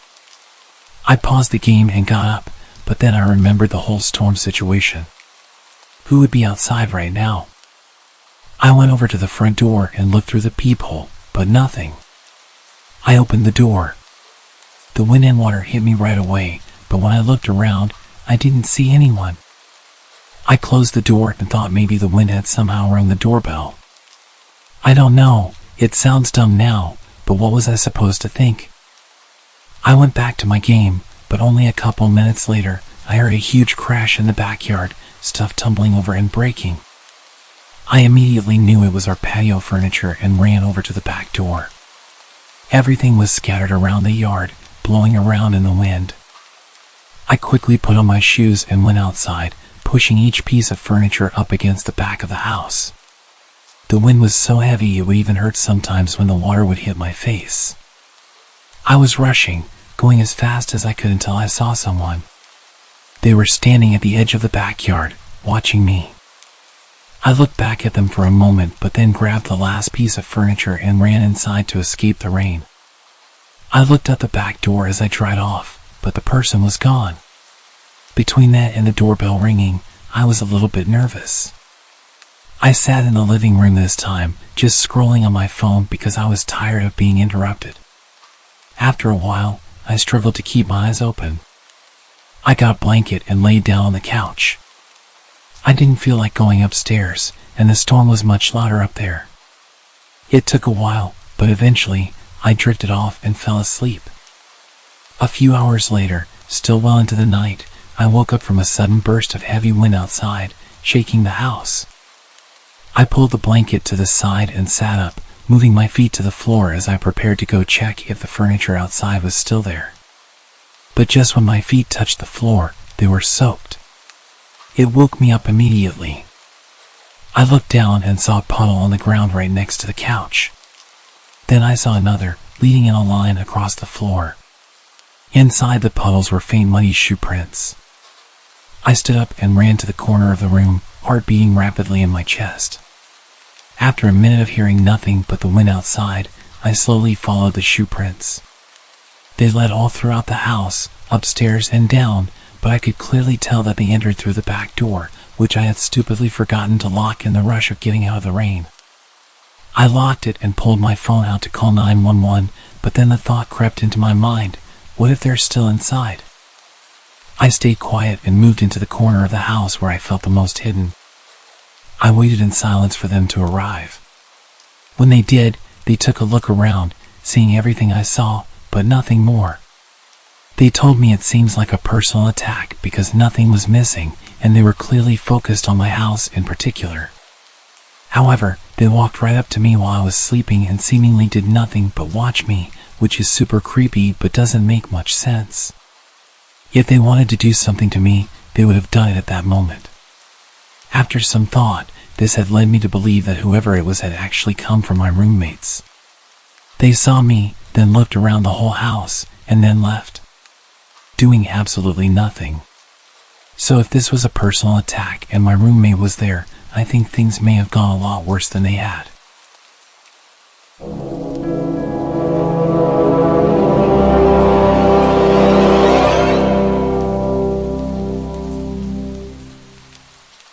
I lived with my older brother for about 4 years after I finished school. We shared rent on an apartment together since neither of us could afford anything on our own. But during the 4th year, my brother started making better money, and he planned to move out once the lease came to an end. I wasn't making a lot, so I knew I couldn't afford to pay for the apartment alone. I looked around online for a roommate for a few months, but decided to move out as well and find a cheaper place. I searched until the last month of our lease at the apartment. My brother had basically moved everything out already, and there was a lot of pressure on me to find somewhere quick. But with my extremely low budget, it was hard. Eventually, I stumbled across a listing posted by a homeowner renting out a room in their house. The man's name was Evan. I sent him a text to let him know I was interested, then kept searching. He responded within a few minutes. We scheduled a time to call later in the day, and when we did, he explained all the details. He said he lived alone in the house and was renting out his spare bedroom, but I'd be able to use all the other rooms in the house. It sounded great to me, so I agreed to it. A couple of weeks later, I packed everything in a U-Haul and drove down to the house. Between this time, we'd been texting and calling, and he sent me a bunch of pictures, but I hadn't had the chance to view it in person yet. I got there around noon, parking in the driveway. The house was definitely small, but it looked nice from the outside. Evan was standing in the garage, waving me over. He gave me a quick tour, then helped me unload all of my stuff into my room. Evan seemed like a regular man in his mid-30s, which was almost 10 years older than myself, but I didn't really mind. He didn't hold conversations very well, and was somewhat shy. Anyway, we finished moving everything inside, and I dropped the U-Haul off. I Ubered back to the house, and by then, it was almost 8 p.m., and I was really tired. Evan was on the couch, watching TV, so I told him I was going to bed early, and I went to my room. All in all, it seemed like a decent place, and I was happy with it. I unpacked some more, then set up my bed, and by 9 o'clock, I was finally ready to sleep. I walked over to my door to lock it and turn off the lights. But as I reached my hand out, I saw the knob on the door was empty. As in, there was no lock on it. Confused, I opened the door. The lock was on the outside of the door. I stepped into the living room and asked Evan why the bedroom door locked from the outside.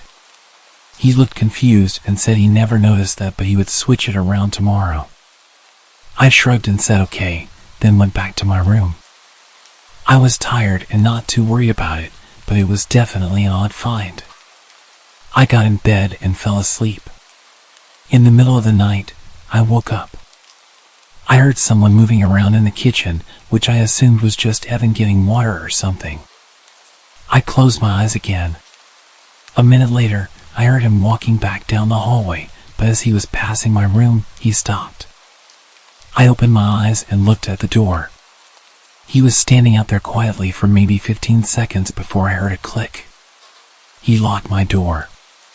My stomach dropped, and I felt my face go cold as Evan walked down to his room.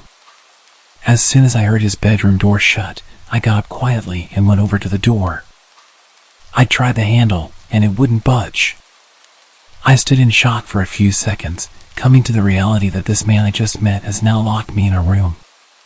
My fear started to turn into anger, and I called out for Evan, telling him to open the door. It only took a second before I heard Evan run out of his room and over to my door. I heard him place his hand on the door, but he paused for a few seconds before he unlocked it. I swung the door open right away. What the hell was that? I confronted him. Evan was stumbling over his words, saying he just wanted to make sure he was safe because he didn't know me well enough.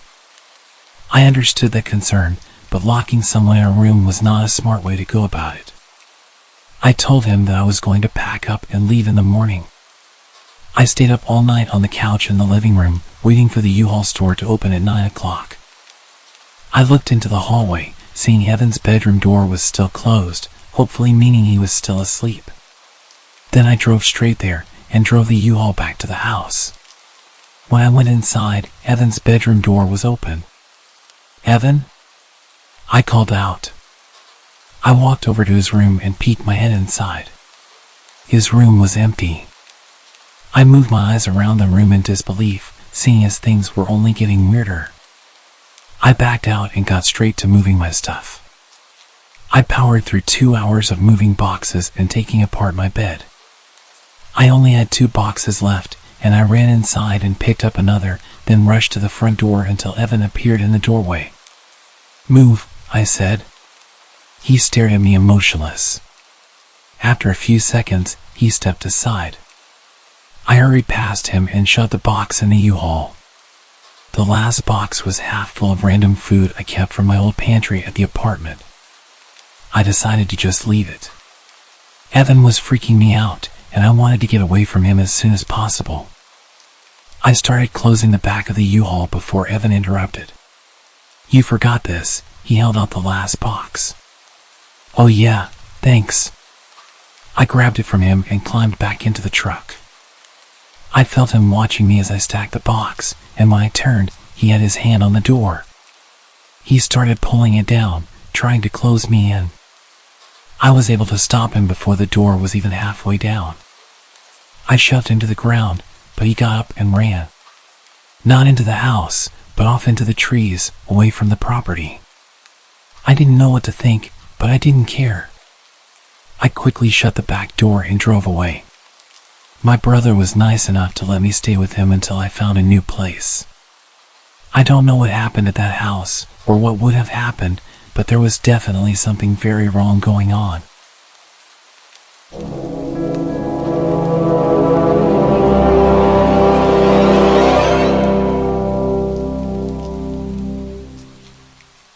This all happened roughly around 4 years ago, but the experience has haunted me almost every single day since it happened. I'll start off by saying that at the time I was pretty young. I was single and very keen to have my first experience with someone. I spent a while looking through dating apps, talking to a few people, until I finally came across a guy who seemed interesting. We had a lot of things in common, so I thought it would be a good idea to meet up with him since we had been talking for almost a month. Now, even though I was only young, I wasn't naive or stupid. I was, and still am, a very cautious and paranoid person. But for some reason, I made what possibly could have been one of the worst decisions of my life. I invited him to come spend the night at my place. My parents were away for the weekend and I had the place to myself, so it seemed like the perfect opportunity for him to come over. He lived around 3 hours away from my place, yet he was eager and almost desperate to visit. So he set off as soon as he finished work, which was around 11 a.m. The whole time he was driving to my place, I had the sickening sense of impending doom. Almost as if something was going to go very, very wrong. I almost texted him multiple times to tell him that I wasn't interested anymore, but I hesitated as he was only 10 minutes away by this point. I jumped up as I heard his car pull up, and I expected to be greeted by a smile once I opened the door. But he pushed his way through and continued to stare at me blankly, all whilst my 2 French bulldogs snarled and growled at him, which they never do to anyone. Things instantly seemed extremely odd. He followed me quickly to my bedroom and didn't waste any time in aggressively undressing me. I hesitantly went along with it, as this was my first experience with someone. He was almost 6 years older than me, so I was pretty tense. Fast forward to a couple of hours later, he suddenly asked me if he could sleep in my room, which confused me as it was only 5 p.m. But I told him it was fine, and I would continue to watch movies by myself downstairs. After about an hour, I heard what sounded like furniture being moved around and the sound of him talking. So I made my way upstairs and opened my door, only to find him crouching in the middle of my room and breathing extremely heavily. When I asked if he was okay, he motioned for me to get on the bed. He sat me on his lap and proceeded to place a blindfold over my eyes, putting his hands around my neck lightly. I was already feeling extremely uncomfortable, and it worsened as he tightened his grip around my throat. He asked, "Does anyone know I'm here? Do your friends know who I am and what I look like?" I instantly answered, saying that my sister and friends knew he was here. This was a complete lie because I don't have a sister, and my friends were unaware, but something inside of me forced me to say it. After minutes of awkward silence, he stood up to gather his things. I noticed that in his backpack, he had tape, rope, and handcuffs. At first, it didn't concern me as I knew he was into that stuff, but looking back, I think it was intended for something much worse. All of a sudden he said, "I think I'm going to head home. I have a long drive, and I'm rather tired." I didn't hesitate to let him out of my door because I was already extremely uncomfortable. As he left, he failed to even look at me or say goodbye. He raced off down the street as soon as he got into his car. I ran back to my room to see if he had left anything, because he'd left in a hurry. I found a note on my desk with the words, "Being nice is what saved you." At the time, I had no idea what the note meant. Now that I think about it, I seriously think that he had very ill intentions toward me. I'm still angry at myself for letting a stranger into my home, which was obviously a big mistake. I immediately blocked him on all of my social media. I am just so lucky that I made it out alive. All I know is that he is now somewhere back in America. I don't really know why he was living in the UK at the time that I met him, but all I can say now is that I am glad that he is many miles away from me.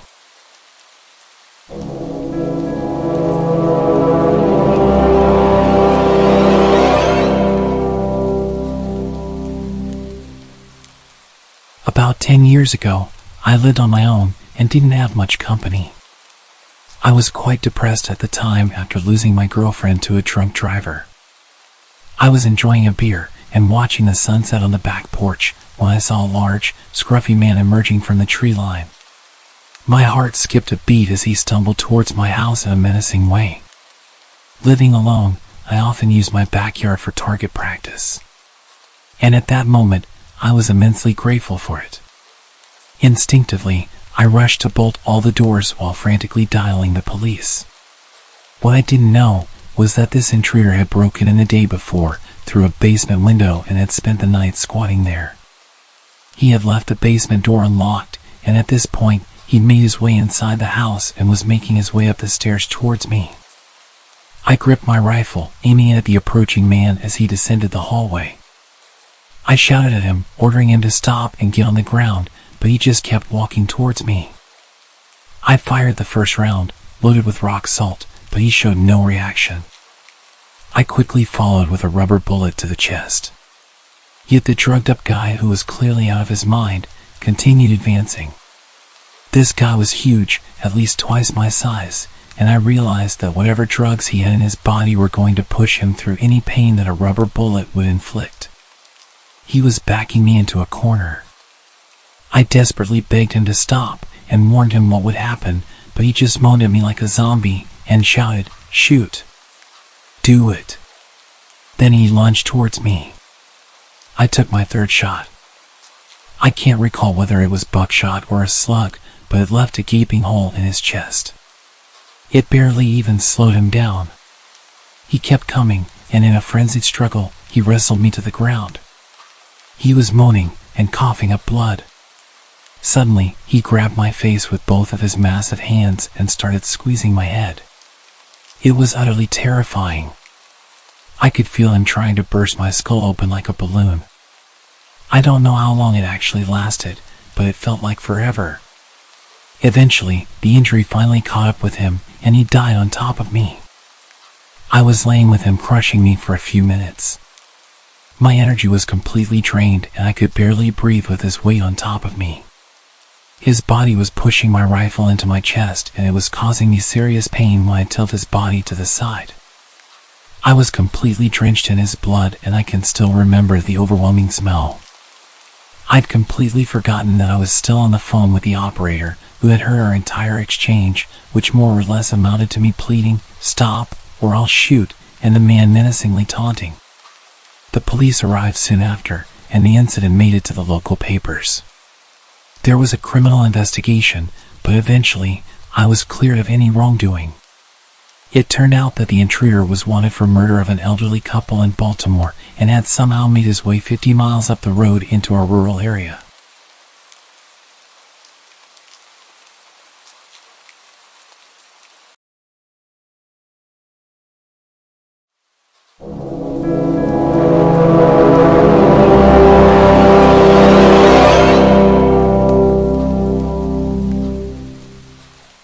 Okay, before I get into the story, there's a few things I need to explain about my country, South Africa, for you to fully understand the story. In South Africa, it's normal to have high brick walls with electric gates, electric fences, and alarms. The crime here is hectic. It's also pretty normal to have big gardens. My family and I are big animal lovers, so at the time we had 6 dogs. 2 Shar-Peis, 2 German short-haired pointers, and 2 dachshunds. With that being said, our dogs roam freely around the garden as it's obviously enclosed. We usually leave the veranda door open during the day for them to do their thing. Another thing about South Africa, it's normal to have a live-in maid and a gardener. Like, the average family usually employs them. It's not only for wealthy people, which seems to be a thing in other countries. For the story, our maid is Ellie and our gardener is Vince. So this happened in 2007 when I was 9 years old. My older brother was 10 and we had just gotten our first cell phones that day. My dad surprised us after work. You may think we were quite young to have phones, but it was used for emergencies or to communicate with our parents. Anyways, it's an important piece of info for the story. We don't usually leave our veranda door open at night due to security reasons, but I remember it being a hot summer night that night. So of course, this night of all nights, the veranda door was wide open and the dogs were doing their thing in the garden. My brother and I were in my parents' room setting up our new cell phones, all excited. Ellie's daughter, who was 18, was like an older sister to us, and she was helping my brother and I. My dad was somewhere in the house and my mom was in the bath. I specifically remember the maid's daughter making a comment about how the dogs would not shut up and how annoying it was. That's why I noticed it as well. Sure, they bark, but it was usually the dachshunds that yapped when the bigger dogs just chilled. Plus, it would only happen for a few minutes, then they'd get over it. Something was different that night, as even the bigger dogs were barking non-stop.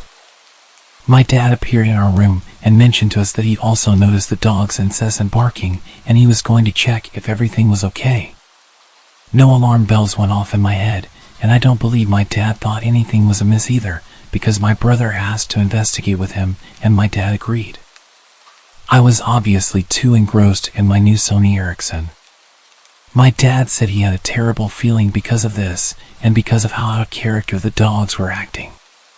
He called after them. They usually come running, but tonight they all seemed to just look at him. They then turned back around and continued going crazy at this dark corner down the steps. My dad told my brother to go back inside the house and get a torch, sort of using it as an excuse for my brother not to come with him because of this off feeling. When my brother went back inside, my dad slowly approached the steps. He noticed how the dogs seemed to be snapping at whatever it was, hiding just out of view in the darkness. As he got to the steps, he noticed the lamp was smashed. Confused, he inched to the steps, and just as he realized what was happening, it was too late. My dad, being an ex-vet and avid hunter, felt something cold against his temple and immediately knew it was a gun. 4 men in balaclavas stepped out of the darkness, all armed. Shocked, he stood frozen on the steps. The man holding the gun to his head was instantly aggressive and asked him where my brother was. He said that he saw my dad come out with my brother, but my brother went back into the house. My dad said something came over him, and before he knew what he was saying, he responded by saying, "He's gone inside to press the panic button." As he said it, he saw how all of these guys started to panic. They started speaking in an African language called Zulu, assuming my dad couldn't understand, because it's not common for white people to speak it. But my dad had actually grown up on a farm where he learned it fluently because of the farm workers. The aggressive guy holding the gun said, in Zulu, "Shit. The cops will be here any minute. Let's just kill this guy, grab what we can, and leave." The others seemed apprehensive, and a smaller guy seemed really on edge and continued to say how he can't go back to jail again. And they need to get out of there before the cops show, which would be any minute. He was panicking. My dad then took advantage of this guy's fear. My dad interrupted them, speaking English, pretending to not understand what they're saying, and said that we usually have armed response vehicles that drove in our area, and since my brother pushed the panic button so long ago, they'll probably be here any second. And that did the trick. My dad watched as their plan unraveled before them. The smaller scared guys started freaking out all of the other guys, saying that they need to leave ASAP, or else they'd be caught. He seemed to make the others more nervous and lose confidence until they started full-on bickering amongst themselves. Their plan was slowly turning to shit, as a third guy had put it. The aggressive guy pointing the gun to my dad's head slowly lowered it as they started fighting, losing focus on my dad and shifting his focus onto his crew. My dad then used this as an opportunity to slowly back up the steps and turn to dart towards the house. As luck would have it, as my dad ran into the veranda door, my oblivious brother was heading out with a torch. My dad scooped him up under his arm and sprinted into the house, not even closing the door behind him. Silly, but I think he just wanted to get my brother inside as quick as possible without even thinking. The maid's daughter and I were obviously also oblivious to everything when my dad rushed through the bedroom door, slammed it shut, and told us to go upstairs into the attic. There's 5 guys outside with guns. They're here to hurt us. Get upstairs now. My heart sank. I remember my body automatically responding and me sprinting to the stairs. My mom ran out of the bathroom in a towel, not too far behind. We sat there in the darkness and silence. I swear you could hear a pin drop. I think we were all just waiting to hear something below us in the rooms. My mom cursed, saying she didn't have a phone, and neither did my dad. But as luck would have it, in my hand was my brand new Sony Ericsson. No better emergency to use it than now, right? My mom dials the police, and I kid you not, when they asked where we lived, they told us it wasn't in their jurisdiction. Sorry. Click. The line goes dead. We're now not only shitting ourselves, but we're flabbergasted. My mom starts cursing like a sailor again, and that's when my dad realizes, damn. He didn't close the veranda door, and what about Ellie and Vince, who are in their rooms, blissfully unaware of the danger they're in? He gets his firearm in the safe in the attic and tells us that whatever we hear, to not come downstairs. To stay hidden no matter what. Now I'm sobbing, begging my dad not to leave us, but he tells us he has to go get the others before something bad happens to them. Now there's even more tears, as reality hits that there's 2 other people still in danger. The maid's daughter is understandably in hysterics, because she's also fearing for her mom downstairs. My dad disappears and the air is thick with tension. We can still hear the dogs going crazy, indicating that those men were still on our property. My mom then calls another number, the armed security that drives around the area, and they say they'll be over in about 10 to 15 minutes. They say to wait and stay hidden until they ring our bell at the gate. We all wait in silence, fearing that we'll hear a gunshot or anything indicating these men are in our house. But there was just silence. The only sound was the dog's barks outside. After what seemed like hours, most likely a couple minutes, we heard stomping coming up the stairs and my heart rate quickened. I remember shutting my eyes and praying that it was my dad, with Ellie and Vince. Luckily, it was. We all hid for a while. No one dared to speak. The dogs seemed to have calmed down considerably, but were still barking every now and then. The gate intercom rang and my dad told us to wait while he checked if it was the security company, and sure enough, it was. He opened up and the nightmare was over. I remember standing up and my knees buckling from the adrenaline my body endured. The armed security somehow notified the right police for our jurisdiction, and everyone investigated the garden.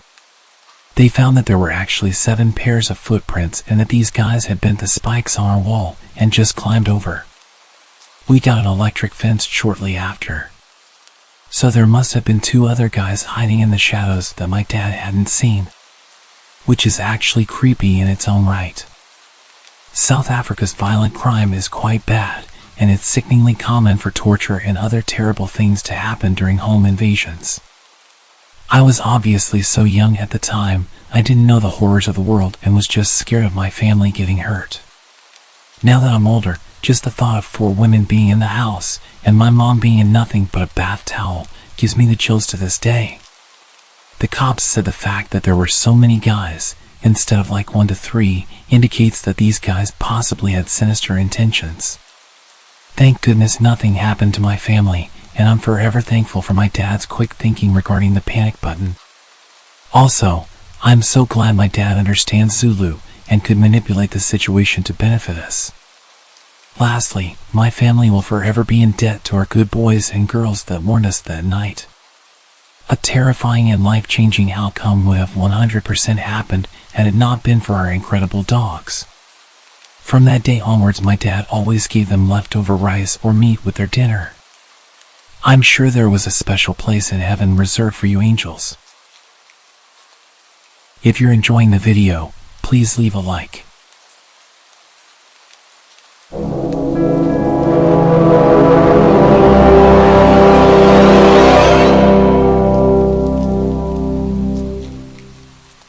Hello. I'm a 20-year-old French girl. I'm sorry in advance if there are any mistakes, hope you can understand me. To set the context, I live in a suburb in a small residence with 6 houses.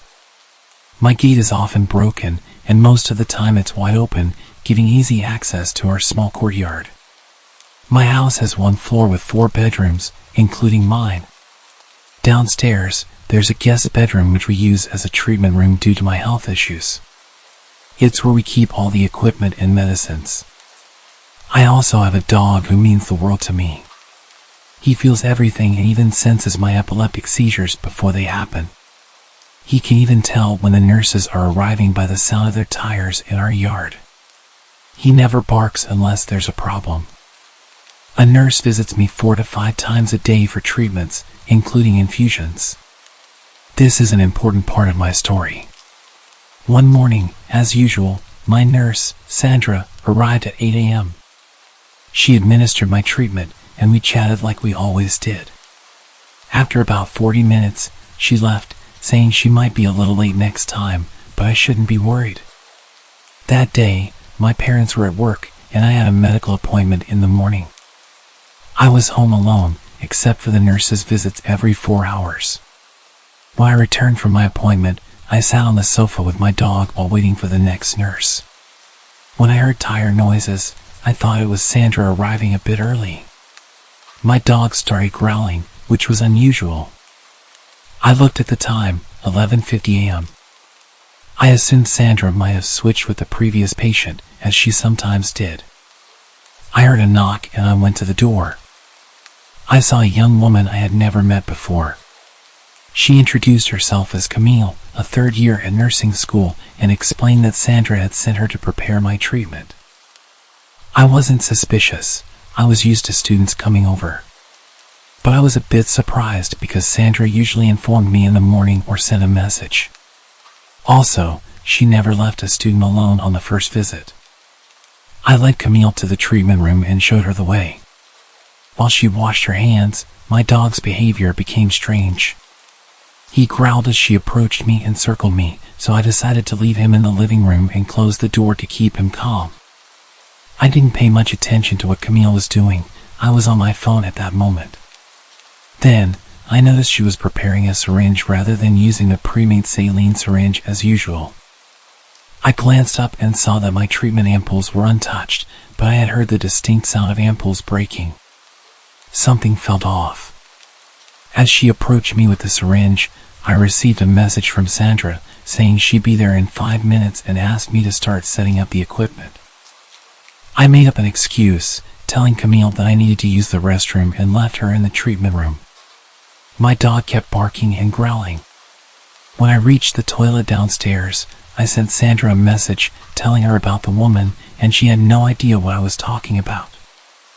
I was terrified and started crying in the bathroom. Camille came to check on me and asked if everything was okay. I assured her it was, and that's when I heard the front door slam shut. 2 minutes later, it reopened, and I heard Sandra's voice.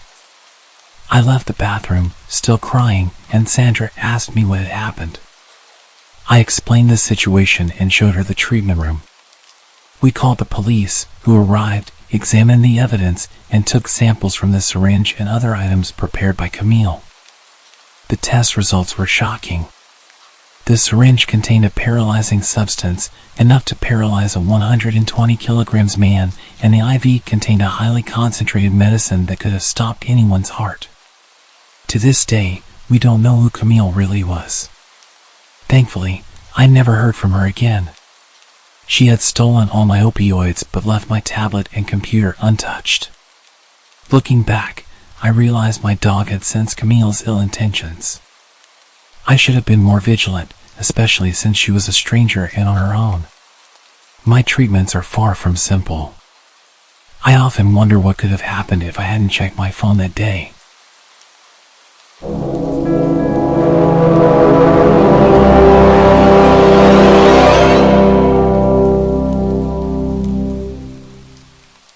I had blocked this story from my memory until my girlfriend reminded me of it a couple days ago. I started dating my girlfriend at the end of my senior year, and I used multiple dating apps before we started dating.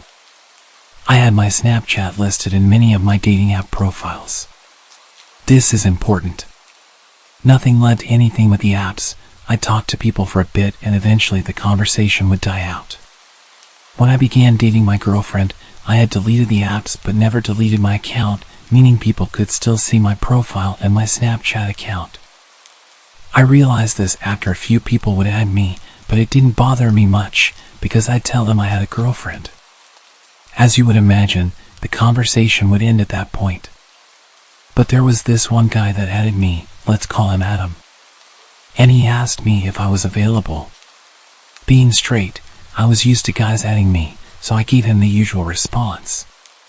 Sorry, I'm straight and I have a girlfriend. I expected him to leave me alone, but it didn't stop him. At first the messages were normal. How was your day? What did you do today? Simple stuff like that. Being the nice guy I am, I responded because I thought this guy just wanted to be friends, and having a gay friend is okay with me. Then the messages progressively got more creepy. He started asking questions about my girlfriend, and not the basic questions.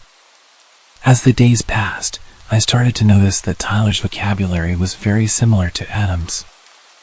I wasn't sure about it, so I didn't make any assumptions that it was him. I shared Tyler's Snapchat with my girlfriend, who added him to investigate. As soon as she added Tyler's snap, Tyler flipped out on her, confirming that it was indeed Adam. Realizing this, I blocked him again. After that, everything went quiet from Adam for about a month. I live in the suburbs of Chicago, and both my girlfriend and I live down the street from each other. We often see each other, and our families are good friends. Anyway, a month went by until I received a letter with no address or name on it, just my name on the front. I opened it, and to my shock and horror, it was basically a love letter from Adam. The letter expressed his love for me and his desire for me to run off with him. The letter took a very sexual turn halfway through, with explicit descriptions of what he wanted to do to me. At that moment, I had two horrifying realizations. One was that he knew my address, and two, he had dropped off the letter himself, meaning he was in my town. I immediately called my girlfriend, who was equally shocked. After consulting with my parents, we called the cops. Unfortunately, since I had blocked and removed Adam's social media information and the letter had no return address, there was nothing we could do about it. Day after day, letters kept appearing in my mailbox until they also started showing up at my girlfriend's place. Her letters were far worse than mine. Adam wrote about how much he hated her and how he wanted to hurt her. He described in detail the ways he would inflict pain on her until she broke up with me. Like me, she reported this to the police, but they could do nothing about it. My girlfriend's family had plans to go to Hawaii for vacation, and I was house-sitting for them. The first couple of days went fine until one of the last nights of the week. As usual, I was at their house, watching TV on the couch, when the power went out. It was around 1 a.m., and it was pitch black. The next few seconds were silent, and then I heard a window smash from the office. To help you understand the layout of the house, when you entered the front door, the living room was on your left, straight ahead were both the kitchen and stairs, and to the right were the office and dining room. Upstairs, as soon as you reached the top of the stairs, there was a bathroom straight ahead. My girlfriend's room was on the right, and the other bedrooms were on the left. I immediately grabbed a kitchen knife and ran upstairs to hide while I called the cops. I quickly got into my girlfriend's room and slipped into the closet. As soon as I was able to contact the operator, I heard the intruder pounding up the steps. Thankfully, I had relayed all the information to the operator in time, and she stayed on the phone as we both remained quiet. The intruder took a left when he reached the top of the stairs, which gave more time for the cops to arrive and for me to get ready, just in case I needed to defend myself. A few minutes passed until I heard the intruder start walking toward my girlfriend's room. In the precious seconds I had, I slipped out of the closet and positioned myself next to the door. As soon as he opened the door and started to enter the room, I took the kitchen knife and drove it into his shoulder. A young man screamed in pain as I heard a heavy metallic object make a large thud as it hit the ground. From there, I bolted out of the house, where I was met by 4 squad cars and cops with their guns raised. I raised my hands, shouting that he was upstairs in the right room. A few minutes passed, and the intruder was dragged out, still screaming in pain. With the siren lights flooding the street, I got a glimpse of his face. It was Adam. Later, an officer informed me that the metallic thud was caused by him dropping his handgun. Adam was from Texas and had traveled up to my state to be with me. He had rented a room at a local motel and would put letters in both my girlfriend's and my mailbox daily. He was doing this in the early hours of the morning. This was confirmed by the security footage from the motel he was staying at. On the night of the break-in, Adam had plans to kill my girlfriend and her family so that I would choose to be with him. He managed to pry open the power box, switched off the power to her house along with neighboring houses, and broke in with the intention of her being there. Well, unfortunately for him, she was enjoying a tropical vacation. To be honest, I have no idea how the outcome would have been different if they hadn't gone on vacation, and I am grateful that I still have my girlfriend as well as her family alive. So, to any stalkers out there, please stay away from my girlfriend.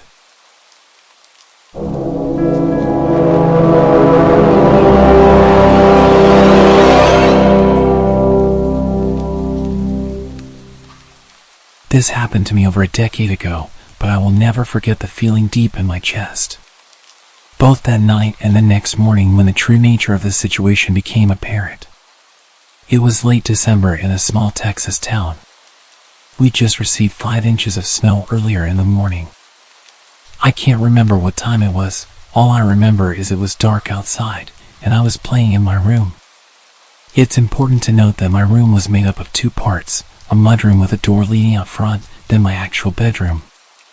The door was an older style wood door with all the old hardware, and had a window on the top half.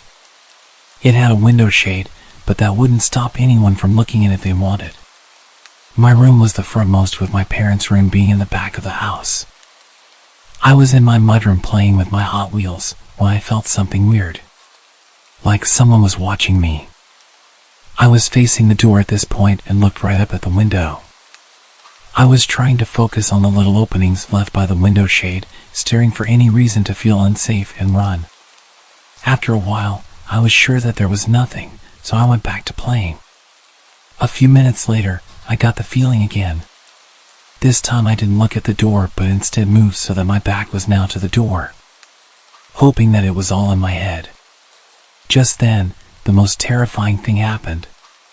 There was a noise at the door, like the doorknob had been touched. I was still turned around. I was completely frozen at the metal sound of the doorknob. It was moving.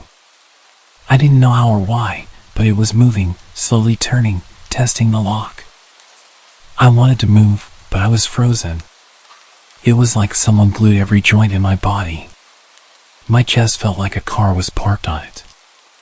My parents had been in the shower, all the way at the back of the house, leaving me at the front all alone. The only room lit up was mine. Suddenly, the knob was not being gently moved, someone was turning it with force. This door was one that had to be locked from the inside, so the knob could turn and open freely. Luckily, there were 2 deadbolts. Whoever was on the other side just figured out the knob was free to open. As soon as I heard it turn all the way, I sprung up to the wall about 5 feet from the door, my back to the wall. The door fell silent. I found myself glued to the wall, unable to move. Then, the knob turned slowly. I remember watching, waiting for it to turn all the way. When it did, whoever was on the other side started trying to budge the door and pry. At first, it was easy going, but then they started pounding into the door with their foot. They got only 2 kicks in when I unfroze and screamed for my life. I sprinted to the back of the house to get my parents. They asked what was wrong, and I said someone tried to break in. They ran over and checked, not bothering to look outside, which I pleaded them to. They just said my imagination was running wild and it was an animal or the old age of the house. They took one final look in my mudroom, not bothering to investigate any further. I was told to go to bed. It took me hours. I don't even remember falling asleep. All I remember is staring at the door from my bed, never taking my eyes off the doorknob. Suddenly, I was woken up by my parents, who were obviously distressed and seemed to be scared. My mom grabbed me by both shoulders and got right in front of me. She asked very sternly why I thought someone tried to break in. When I told them this time, they seemed to listen. I was worried how serious they were as they asked me about everything. When I was done, they said they had to show me something. They took me to the front door and out to the front yard, pointing to my door near the driveway. You could clearly see the boot prints in the snow, walking along the street through our yard and straight to my window, then my mudroom door, where I had been playing the night before. The police showed up and took a report, but nothing ever came of it. I was never able to sleep well in that house. I can never forget what it felt like as a child to go through this and not have my parents believe me. I'm just glad I was not home alone and very thankful for that strong door. If you're a fan of the video, please subscribe. I always love reading your opinions in the comments.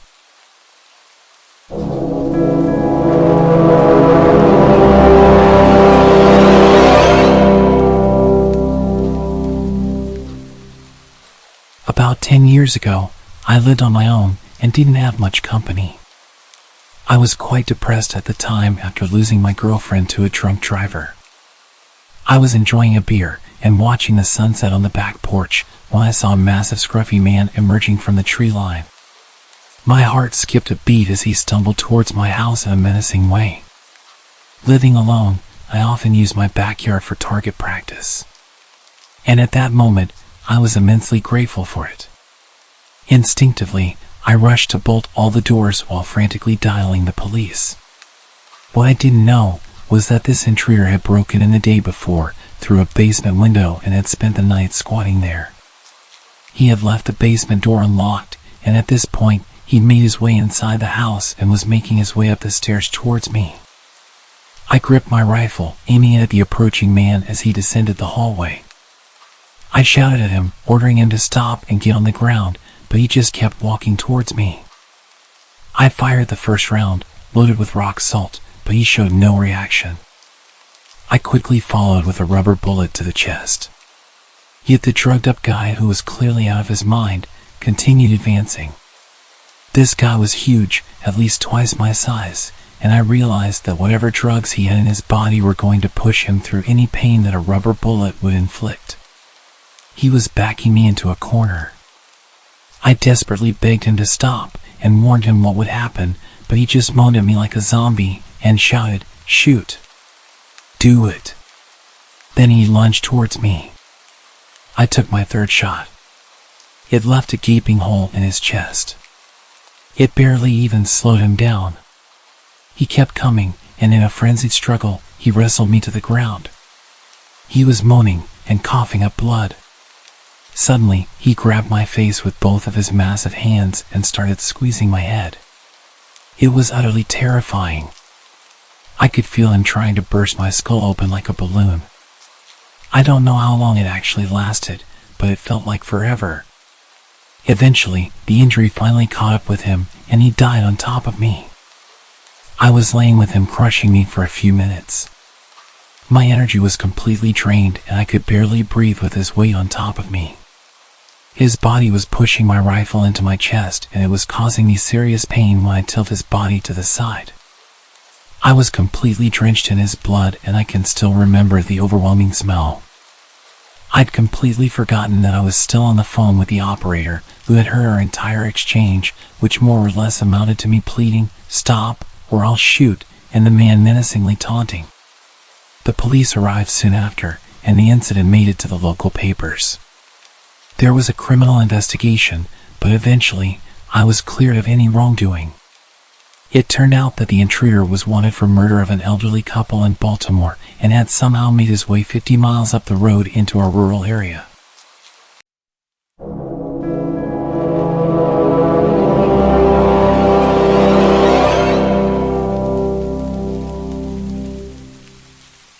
Many years ago, I used to work the night shift at a hotel in Myrtle Beach, South Carolina.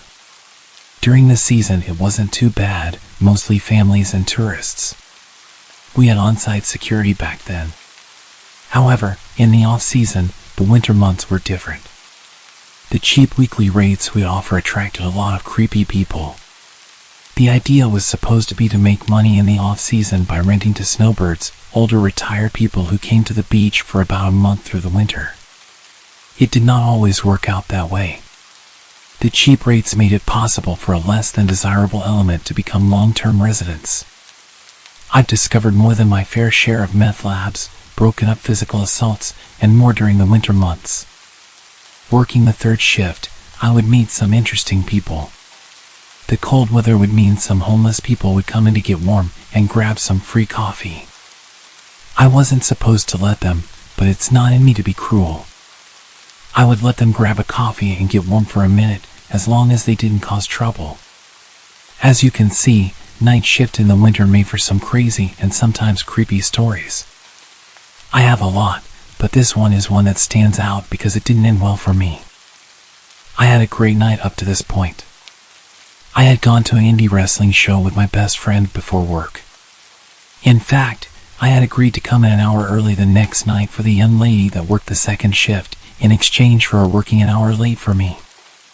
Ironically enough, I met Terry Funk that night, a wrestling legend known for his hardcore matches. Little did I know I was about to experience this kind of violence for real. I was supposed to be there at midnight due to her working over an hour for me. I normally came in at 11 p.m. I counted the register, and she briefed me on her shift as to what had happened, as per usual. As she was leaving, my friend Andrew arrived. He worked second shift maintenance at this hotel, and the other two hotels our company owned. He would regularly stop by after work, go grab us some food, and we would play World of Warcraft on our laptops after eating for a while since business was slow. He was just getting my money for the food, getting ready to leave. I was excited, telling him about how much fun I had at the wrestling show and showing him my Terry Funk t-shirt that I was so proud of. I was just walking into the back office to put the shirt up when I heard the doorbell indicating a customer had entered. It's true what they say, ask not for whom the bell tolls, it tolls for thee.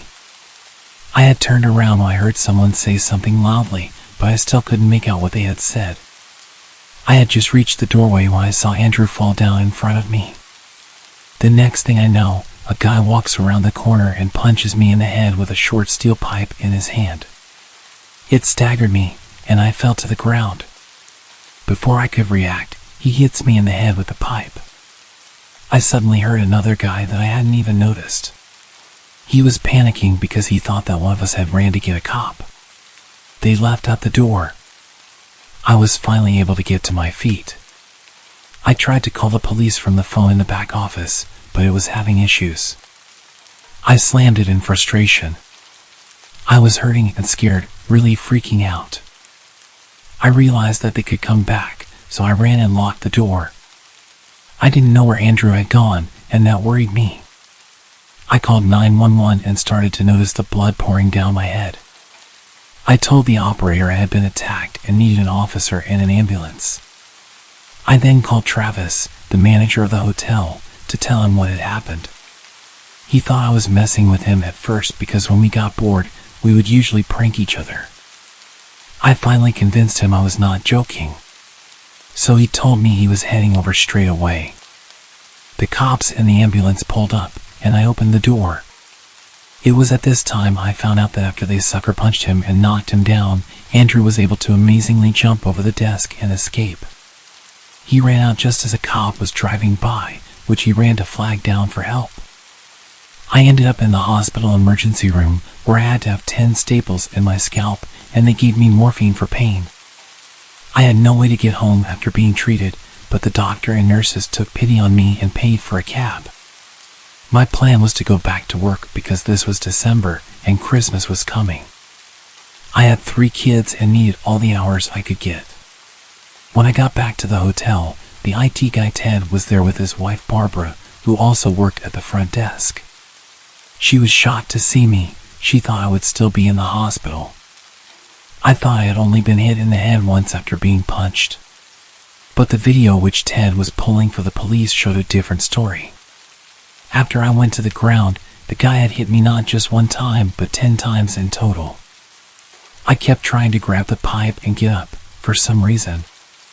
I do not remember that. I guess I was knocked pretty hard. He kept punching me and hitting me with the pipe until his friend told him that Andrew got away and then got the cops. The 2 of them then ran out. I was given a room at the other hotel.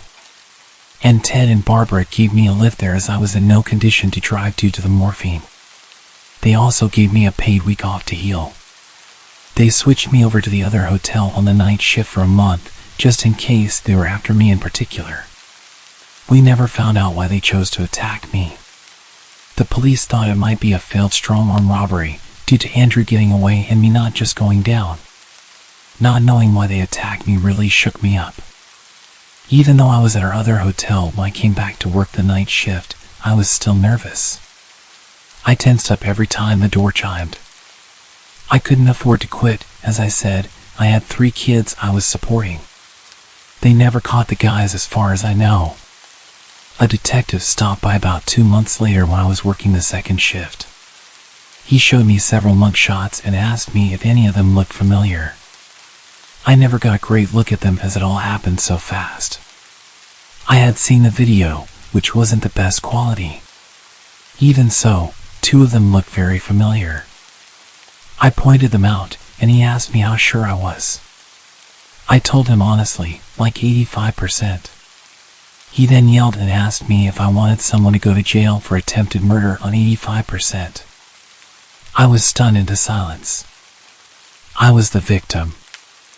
I was attacked for no reason, and he is yelling at me like it's my fault. I was too busy being attacked to get a good look at them. I no longer work at a hotel on the night shift, and I'm glad, because it's just too dangerous in this area. Night shifts at hotels can be risky, and after my terrifying experience, I decided it was time for a change. For a while, the memories of that night haunted me. The feeling of being so vulnerable, the pain from the attack, and the lingering questions about the attacker's motives all weighed heavily on my mind. But over time, I began to heal, both physically and emotionally. I found a new job with better working hours and conditions, which provided me with the opportunity to spend more time with my kids. The sense of safety and security that had been shattered during that fateful night gradually returned. Life moved on, and I left the hotel industry behind. I learned that sometimes it's necessary to prioritize your well-being over financial concerns. My new job allowed me to support my family while maintaining a more stable work-life balance. I never did find out what motivated the attackers that night. They remained at large, leaving behind a trail of questions and unresolved mysteries. However, I chose not to dwell on the past, but to look forward to a brighter future. Though the scars on my scalp served as a physical reminder of that harrowing night, they also symbolize my resilience and ability to overcome adversity. It was a chapter of my life that had come to an end, and I was determined to write a new, safer, and happier story for myself and my family. Please remember to like the video if you're enjoying the stories, leave a comment about your thoughts, and subscribe if you haven't already.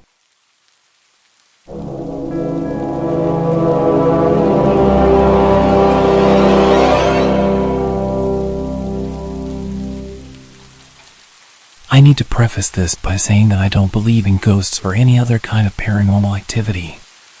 This is not an attempt to convince people of their existence. What I will say is that I have an open mind regarding things that I can't explain using logic or reasoning.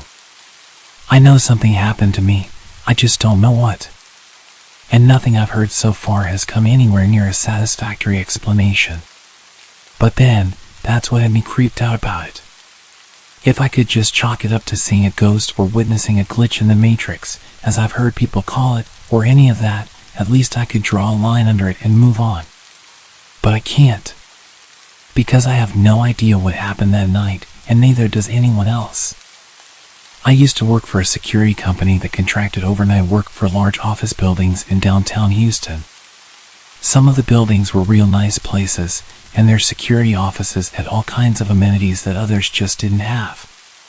The only problem was they made for some of the most boring overnight shifts you could possibly imagine. Tough guards can be exhausting and dangerous, but boredom is a different kind of poison altogether.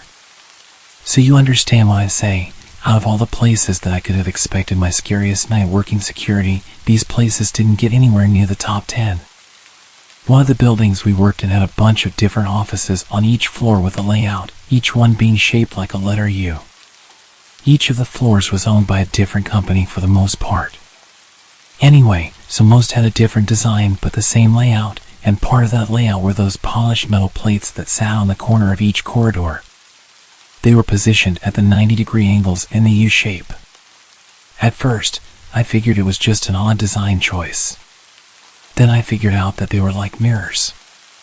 If someone was walking down the connecting corridor and you couldn't see them, you'd be able to see a little movement in the polished metal so you wouldn't run into anyone or get a fright. Kind of clever, right? Well, listen to this. One night, I'm working the overnight shift with 2 other coworkers. When it comes my turn to perform a physical sweep of the building, we had most of the building mapped out with cameras, but no security guard worth his salt relies on electronics. So every half hour, one of the guards would take a quick walk around each of the floors just to make sure everything was A-okay. Most of the guys would just take elevators up and down, but it was around this time that I decided to take the stairs a few times a night to get some exercise. I was a few pounds heavier than I wanted to be, and walking up even 5 or 6 flights of stairs sucked. So I took as many flights as I could, then took the elevator the rest of the way. It also helped kill time on those hellish shifts. Anyway, this one time, I managed to hustle all the way up to the 9th floor, which was totally a new record for me.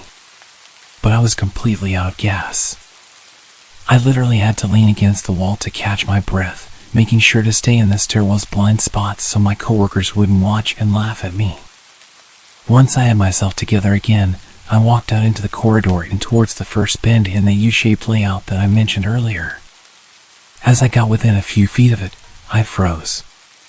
For the first time in the whole time that I'd worked there, I saw a reflection in a polished metal mirror thing. It wasn't crystal clear, but it was absolutely different to how it usually looked. I had the usual reflective image ingrained into my memory because I saw it hundreds of times a night. I could clearly see someone standing in the connecting hallway, wearing what looked to be the same kind of security uniform as me. I called out, thinking it was one of my coworkers. Then the white shirt shape suddenly moved out of sight. Now, right away, I thought this was a prank. I caught them trying to scare me. So, as I'm walking around the corners, I'm kind of calling out, "Hey, I know you're there. I saw you in the reflection." I get around each corner, but I don't see anyone. I assume the guy had ducked into one of the conference rooms or offices as a backup. I checked all of them, and they were all empty. I called down on my radio to make sure someone was really up there with me and they're just hiding in a closet or something because they're a bunch of immature idiots.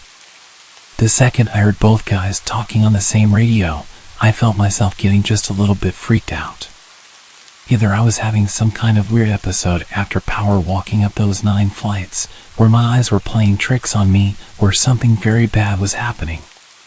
So, naturally, I'm starting to get a little worried. Not majorly worried, just a little. I decided to take the elevator the rest of the way. I was still concerned about my health, but then as I'm walking back towards it, something happened that makes me feel cold just to think about to this day. It felt like someone walked up behind me, and it felt like it was fast. I heard the footsteps that definitely weren't my own, and I felt that feeling of imminent danger you get when someone rushes you from behind. I turned, had my hand on my sidearm, ready to defend myself. But there was nothing there. Just an empty corridor with me standing in it. I can't even really think of the words for the kind of fear that I was feeling in that moment. The best that I can come up with is it was like a physical force, and that fear hit me and pushed me towards the elevator at a speed walk. I was convinced that someone was up there with me. But at the same time, they either had to be psychic or a ninja to rush up on me like that, or at least make me feel like I was being creeped on. None of it made any sense, and more, I was thinking that there was something wrong with me, not that something weird was going on. Once I was safely in the elevator, I called down to my coworkers and asked them to watch all of the cameras on the 10th floor for any kind of movement. They replied, asking if I was all good or if I needed help, probably because they could hear the state I was in. But I told them to shut up, watch the cameras, and tell me if they could see anything or anyone. I was expecting a no, in which case I have to accept that I was having some kind of medical emergency and maybe even call 911. I heard about people having strokes or heart attacks and how they can feel confused or panicked, so that's all my hypochondriac mind was thinking about. But then, as my radio crackled to life again, I heard the next thing they said, and I swear to Christ that I felt like I was going to throw up. My coworker came back with, "Yeah, there's someone up there with you. We're headed for the elevator right now." I sent it down to the ground floor, and if I'm being honest, I was weirdly relieved. I wasn't about to have a stroke, and I wasn't going crazy. There really was someone up on the 10th floor, and they were about to get messed up for scaring the living daylights out of me. We swept all the rooms together, calling out to this potential intruder the whole time, saying things like, "Come on out, and you're only getting trespassing," and even saying things like, "This is a heck of a way to get yourself shot." We were just bluffing, and it wasn't a huge issue that we didn't find this intruder. They could have easily used the stairwell to escape to another floor. But instead of going and hunting them down, we just headed back down to the security office, watched the cameras, and waited for the real cops to show up. On the way back to the office, I asked my coworker what exactly he'd seen on those security cameras, and it turns out he hadn't seen anything definitive, just enough blurry movement on the edges of a monitor to know that someone was definitely up there. And they seemed like they knew where the camera's blind spots were. This is what really sent alarm bells ringing for my coworkers. Stuff like that suggests someone has cased the place, done a little recon in the daytime, possibly disguised as a client or employee. They'd know where to go to get whatever they'd come for, as well as how to get there without being spotted straight away. A lot of people have asked me how this person could have gotten into the building in the first place, and didn't that bother me at all? The question did bother me, but we're not trained to waste time thinking about how. We're trained to react to intruders as and when they occur, to focus on either locking them down for the cops or getting them out of the building without anyone getting hurt. You focus on the how afterward. In the moment, you focus on the intruder. Anyway, we watched the cameras, called the cops, and tried to work out where this intruder could have gotten to, while avoiding all the security cameras. We stared at the cameras for maybe 15 to 20 minutes before the cops showed up, and we didn't see any movement. When the cops arrived, we helped them sweep all the floors and offices to make sure no one was around. They were pretty thorough about it, opening up closets and checking under desks. But still, we found no one.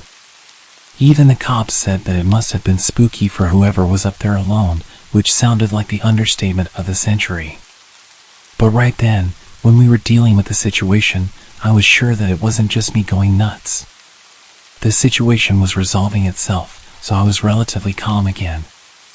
When the cops left, we switched on the alarm systems for floors 9 to 13, meaning if anyone entered those floors again, we'd be instantly alerted, and a 911 call would automatically be issued. No alarms were triggered that night, so we figured the episode was pretty much over and done with. We'd have to talk to the head of security about it, and there was no doubt that he'd be very interested in how he let something like that happen. But no one expected to get fired. In the weeks afterward, I realized how much the experience had affected me. The longer I went on wondering about it, the worse the feeling got. I thought I had put it behind me, but it turned out to be a major error in judgment on my part. Or maybe I just ignored my feelings. I thought about what could have made those noises and reflections. What could have given me that feeling like someone was rushing up behind me? After thinking about it for long enough, I decided that I didn't want to work there anymore. When I was told that I couldn't pick and choose which guard shifts I was on, I was left with no choice but to seek employment elsewhere. I'm not afraid to admit that I was scared of whatever happened up there. Rather than going down some crazy rabbit hole trying to explain it, I thought it was better just to walk away and start fresh someplace else. It's never happened again, nor anything like it, but you can bet your bottom dollar that if it does, I'm out of there.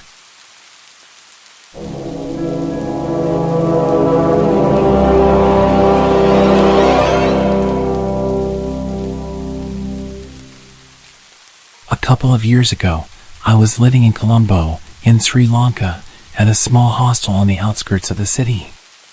The hostel catered to long-term guests, so I got to know everyone who lived there pretty well. Among the residents, there was a guy named Raj, and Raj served as a middleman of sorts in the local casinos. The casinos in the area were incredibly shady places, filled with Russian mobsters and other low-life criminals from China and India. While the casinos were technically illegal, they managed to continue their operations through bribery and government coercion. I visited one of them once, and it was a surreal experience. Now, my friend Raj's job was to take online bets from Indian clients and then place those bets physically in the casino. Essentially, he played with their money and acted as the intermediary, allowing individuals to play from another location. He participated in some high-stakes games, handling large sums of money for some powerful people. It was a recipe for disaster waiting to happen. One night, Raj messed up big time. One of his clients managed to gain access to his online system and stole all the money his other clients had deposited to play with. The amount stolen was significant, with some losing well over $50,000, a fortune in this area. We only found out about the theft after Raj's sudden disappearance, and we discovered a cryptic note left in his bed, saying, "It's sad, don't look for me, I'm leaving." Among other things. The guy had vanished overnight. We filed a police report and waited to hear anything.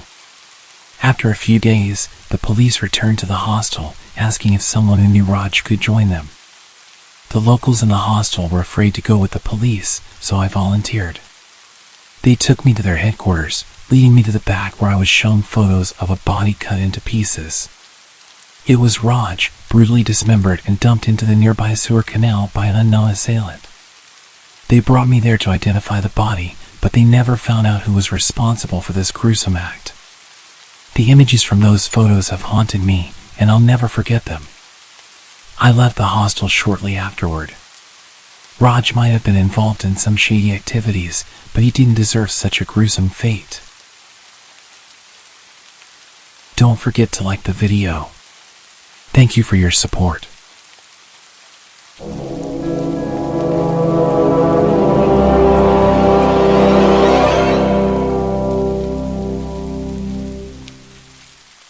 I work as a baker for a small bakery in a tourist town.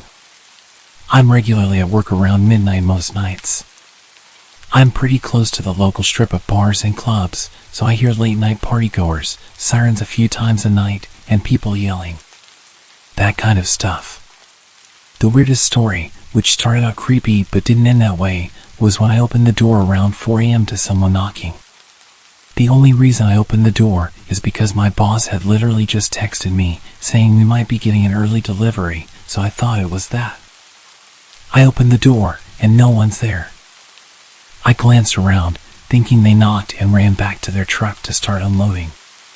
Then suddenly, someone steps out of the shadows, looking like Slender Man. I panic but hold it together pretty well. Once they got out of the shadows, it obviously wasn't a monster. It was just a tall, skinny girl with no pants on, no shoes, and a shirt that obviously wasn't hers. This poor girl then asks me if she can borrow a phone. It clicks in my mind what could have happened, and I tell her to come in. I let her use my phone. She tries to call her boyfriend and tells me that essentially she just woke up after passing out. She didn't know where she was, and I was the only light on the street. I didn't ask what happened to her, but she was saying something about pulling a firearm earlier and was hyperventilating over the cops being called on her, so I didn't call them. Her boyfriend never answered the phone, but I helped her figure out where her hotel was. Luckily, it was on the same block we were already on. I couldn't leave to walk with her or drive because I had a million things in the oven. I actually gave her my phone with the place pulled up on Google Maps and the flashlight on. She walked there, made it back okay, showered, took a nap, and brought me back my phone later in the morning. She hugged me twice and thanked me profusely, and I'm just sitting there like, damn, I didn't think I was getting my phone back. But I'm glad it worked out okay. I don't know if she was assaulted or just the type to strip when drunk or what, but she seemed okay after having been back to her hotel room. It could have gone a lot worse for her, so I'm glad I was the door she knocked on. God, did she give me a heart attack at first?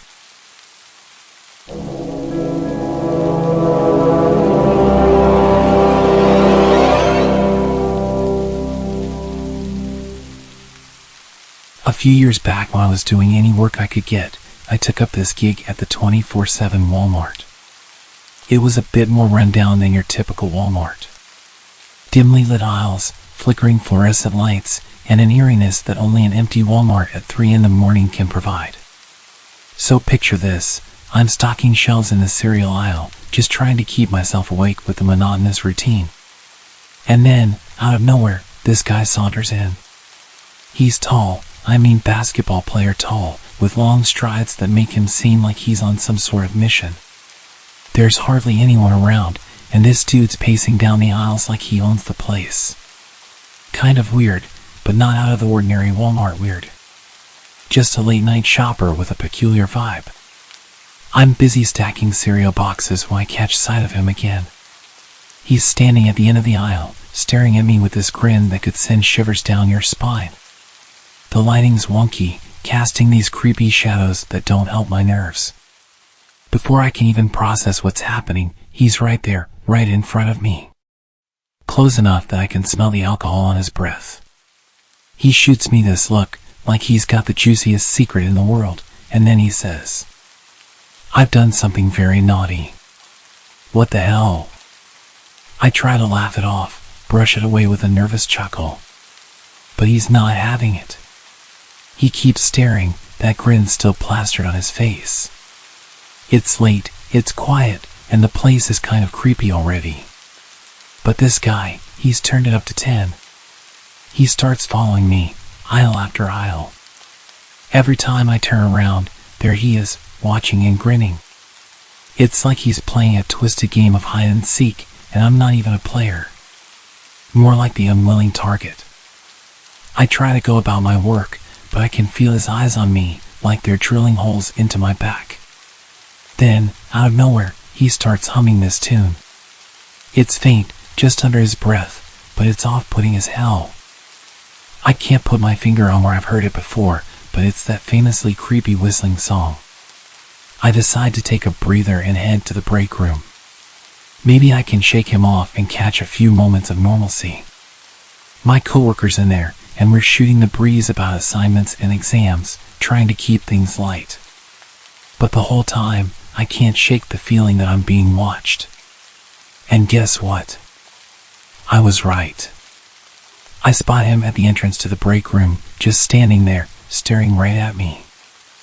I freeze, and I swear the room got colder in that moment. I point him out to my coworker, and when he turns around, the guy's vanished. I glance at my coworker. I couldn't read his expression. I ask him, "Did you see that?" He looks at me. The confusion is obvious in his eyes. See what? Clearly he saw nothing. I realize that he missed the entire encounter. It was only me who saw him. I run my fingers through my hair, feeling a mixture of paranoia and frustration. "Never mind," I mutter, dismissing the topic. Maybe I'm just letting my imagination get the best of me. It was late and I'd not slept properly in days. My coworker's not as intrigued as I am. He's focused on the task at hand, more interested in getting his work done than in delving into whatever nonsense I was talking about. We head back to our posts, and I'm still rattled. I can't shake the image of that guy's grin. Hours pass, and I try my best to concentrate on my tasks, but the unease is a constant presence in the back of my mind. I keep glancing around, half expecting him to reappear. That creepy grin plastered on his face. And then, out of nowhere, he's back. My heart skips a beat, and my hands tremble. It's like a nightmare come true. He's standing there, that same grin on his face. My breath catches in my throat. Before I can even react, he's sprinting towards me, his steps quick and purposeful. Panic surges through me, and I freeze. What does he want? My mind races, but my body's paralyzed. He grabs me and easily picks me up. He starts shaking me and shouting in my face. And then, as if from a distance, I hear a shout. My coworker's voice cuts through the fear. "Hey, what's going on?" He's running towards us, his footsteps echoing in the aisle. The guy releases his grip on me, his attention shifting to my coworker. And in that split second, I find my voice. I scream as loud as I can and start beating on the guy. My coworker arrives, his presence enough to make the guy hesitate. He turns and bolts, disappearing down the aisle. I'm left shaking, my heart pounding. My coworker rushes to my side. He looks seriously concerned. "Are you okay?" he asks me. I nod. I'm completely out of breath from the screaming. We're both shaken, both trying to make sense of the madness that just unfolded. We call the police, and as we wait for them to arrive, I can't help but replay the encounter in my mind. What was that guy's deal? Why did he attack me? The police arrive and we recount the bizarre events. They search the area, but the guy is long gone. I tell him what happened and try to describe just how creepy and weird he was, and I mention that he said he'd done something naughty that night. Suddenly there's like 4 more cop cars pulling up, and they're taking this real seriously. My manager sent me home for the night and told me I didn't have to come in tomorrow. I checked the news the next day and saw that there had been a hit and run nearby with a suspected drunk driver killing a family of 3. The description of the suspect was almost exactly the same as the guy who attacked me. What the hell was this guy's problem? As far as I know, they never found him. I check the news occasionally just to see if he comes up, but I've not seen anything since.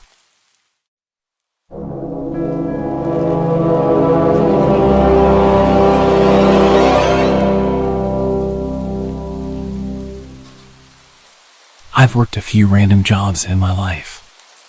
My first one was a summer job at 16 during summer break at a dairy farm.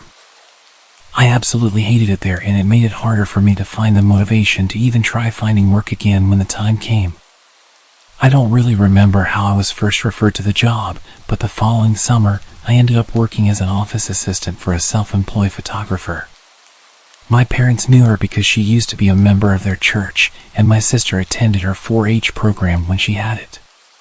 By that time, her health had begun to take a hit, as she claimed it was a mixture of things from chronic Lyme to fibromyalgia. I had also been warned by my parents that she was a little off. She was very religious and claimed to have had real encounters with demons, even participated in some exorcisms. I'm an atheist and a skeptic, so I never took her stories seriously. Aside from the weird things she would tell me, she was mostly harmless, and working for her was not very hard. The job basically required me to do a lot of data entry, as well as help prep her photos with some minor editing. She would also make me add her company watermark before uploading them. They'd end up on a site where her customers could browse them and then pick which ones they wanted to order. She primarily photographed horse events, dressage, stadium and cross-country jumping, etc. And for the first several months my job was in her living room, which was basically my office space at the time. Eventually, I was talked into tagging along at shows where she trained me as a photographer, and soon I was shooting at the events along with her. It was boring work, I won't lie. I'm not a horse person. But things didn't get weird until a year later when I learned the hard way it was not her that I needed to worry about. She had 2 sons. One who was out of state, the other who was in the Navy. The latter of the two, a guy called Nathan, I had only heard small things about. He was somewhere on the autism spectrum, but she was never clear on what exactly his diagnosis was. When he finally returned home and I met him for the first time while working in her living room, he seemed like a nice guy. A little odd, but not concerning. He was obsessed with movies, and being a bit of a movie buff myself, whenever he would venture to the living room to strike up a conversation, it would almost always be about whatever movies we were into or were excited to watch. I should point out here that I was 18 and he was in his mid-30s. At some point, he got it in his head that I was interested in him, though he never said anything directly to me. I had to find out about it from my parents. My mom worked as the secretary at the church, and Nathan somehow found out. I can only guess my boss had told him. One afternoon, Nathan showed up at my mom's desk and started gushing about his feelings. He talked about how much fun I was, how he loved talking to me, how he was planning to take me to the movies and take me to his church, and all these other plans he had for me. My mom was beyond uncomfortable, as was the pastor who happened to overhear it. And when I got home that night, she told me what had happened and suggested I make sure not to lead him on. I was completely baffled because I hadn't done anything. We'd never even discussed the possibility of doing anything together. I got even more uncomfortable around him over the next few weeks. I made an effort to acknowledge him less when he was around and keep the conversation short while stressing I had to do work. Eventually he got his own place and moved out of his parents' house, so I figured the problem had solved itself. A couple years later, I had moved out, my boss's company had closed, and I was working somewhere else. I was friends with both my boss and Nathan on Facebook, and around that time I was finally coming out as an atheist, something I couldn't do while I was still living at home. One night, my old boss messaged me, asking about a ring I had on my finger.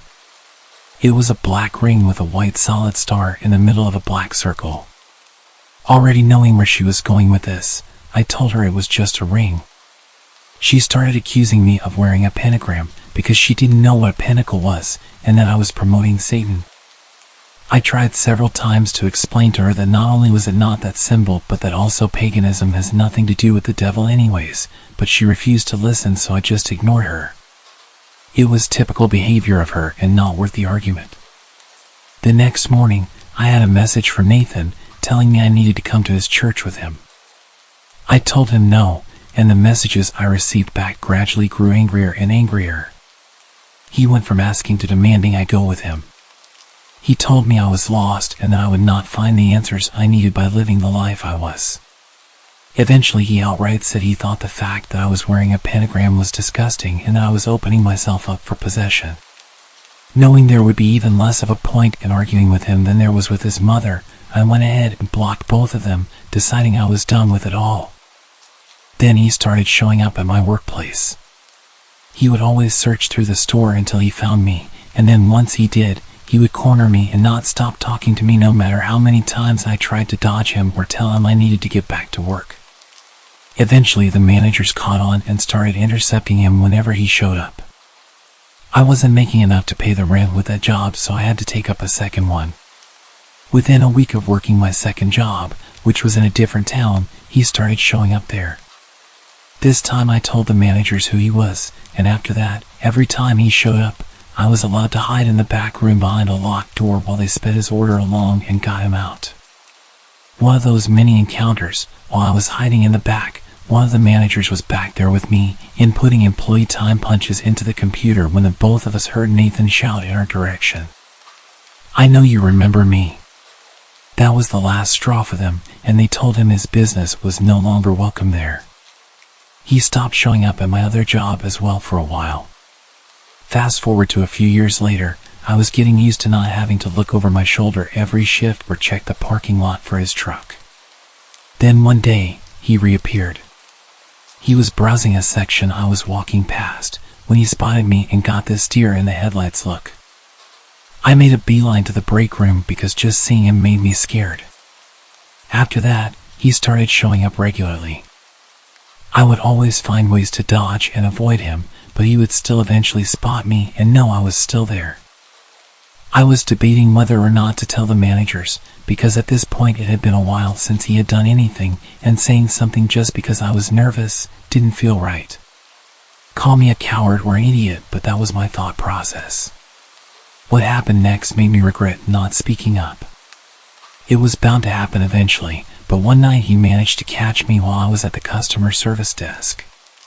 He approached me and said hi, and I immediately started to look for someone to signal over so I could make a break for it.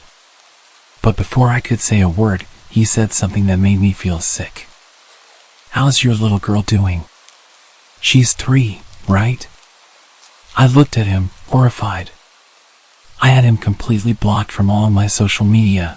I had his number blocked. I was living at a new address, and I had not seen or spoken to his mother since she confronted me about my ring.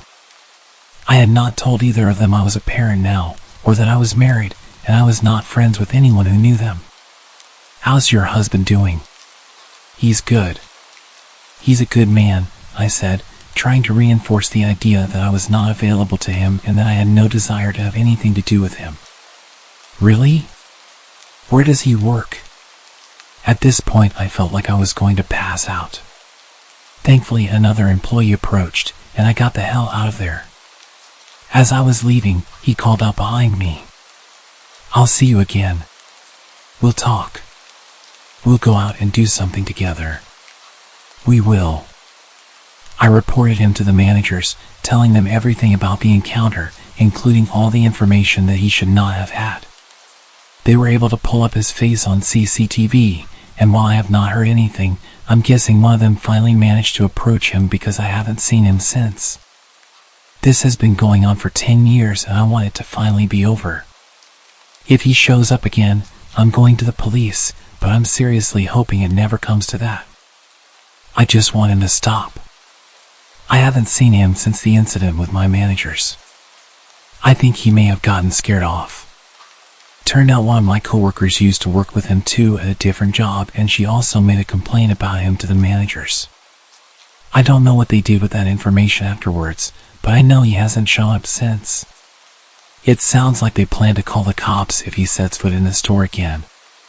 With 2 employee complaints of stalker-like behavior, they refused to ignore that.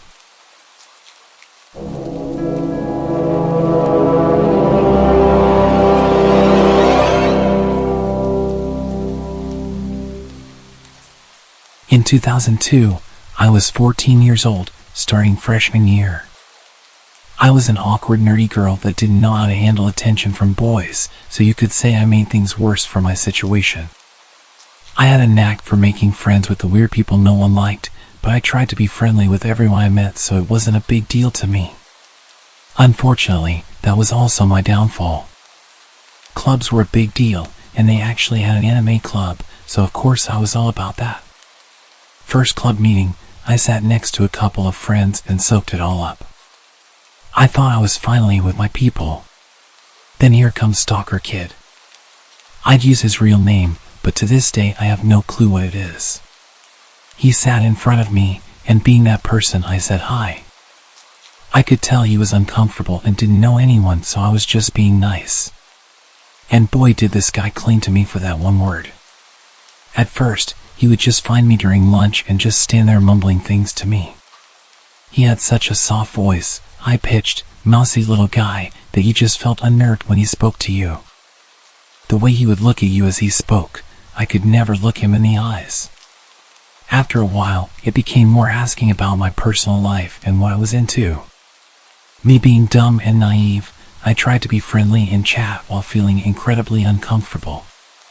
After a while, me and my friends would move to different tables, benches, even hallways to avoid him, but he always found me. After about a year of this, my best friend finally told me that if I didn't tell him to F off, he would. I really didn't want him around anymore, so, sure, go ahead. So one day during lunch, here comes Stalker Kid with his signature greeting. Barely above a whisper. Hey Nancy. My buddy just goes, dude, she's not interested, F off. Looking hurt, he shuffled away. I was like, man, you didn't have to be so hard on him, but thanks. I didn't see him much around school after that except for club days where he would just sit across the room and stare at me while my best friend glared at him. Cut to me being 16 and now driving to school. Minus the awkward club days, I didn't really notice anything from him. That is until an old gray beat-up car started parking next to me, extremely close. One day after school, he was waiting for me in that car. He started asking me how I've been, talking about prom and all that stuff. I was trying to rack my brain on how he knew that was my car, unless he had been watching me before and after school. I started getting there later and leaving later to avoid him, because he was like clockwork. Finally, a boy I used to be friends with in elementary school was walking out with me and made a comment about how that guy is always next to my car and asked if he was my boyfriend. I immediately said no, and he's always following me around, and I hated it. It was really starting to freak me out. Bless this guy, because he walked right up to him and scared him off, threatening if he ever parked near me again he would kick his ass. I figured maybe that was enough to keep him away.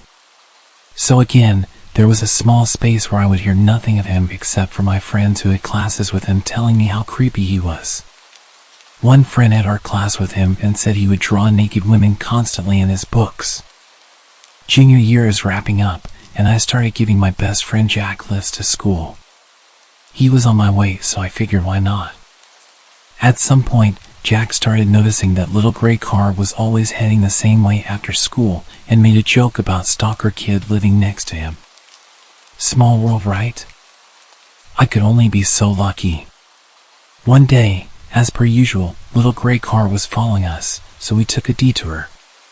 Sure enough, he was with us every step of the way, and it was no longer a joke. We both started freaking out. I pushed the gas pedal as hard as my foot could push it and got the hell out of sight. A few other things happened. In order to get into prom, he had to ask someone from my year.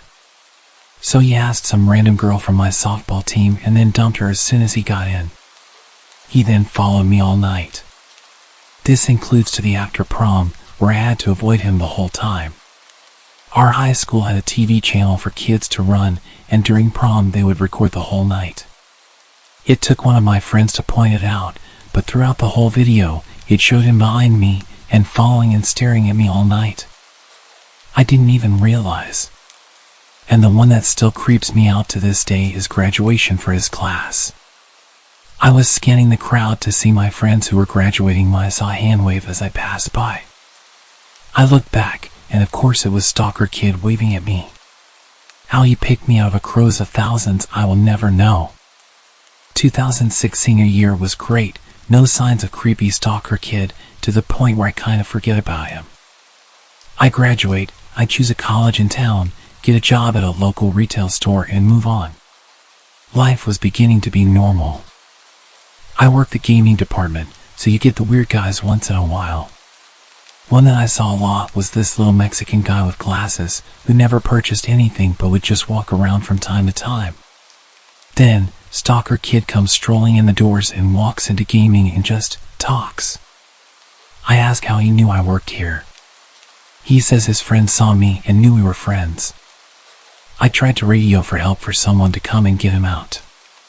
Finally, a big guy from computers walks by and asks for my help in the back. Once he pulls me to safety, I tell him everything. From that point, security is aware and is told to watch for this guy.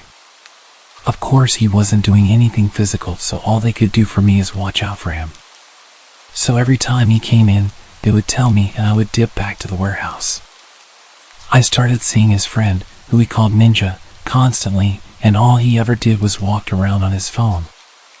I began to suspect he was texting Stalker Kid to tell him I was at work, because sure enough, 10 minutes later, he would come in. So I tested this theory and started walking randomly around the store.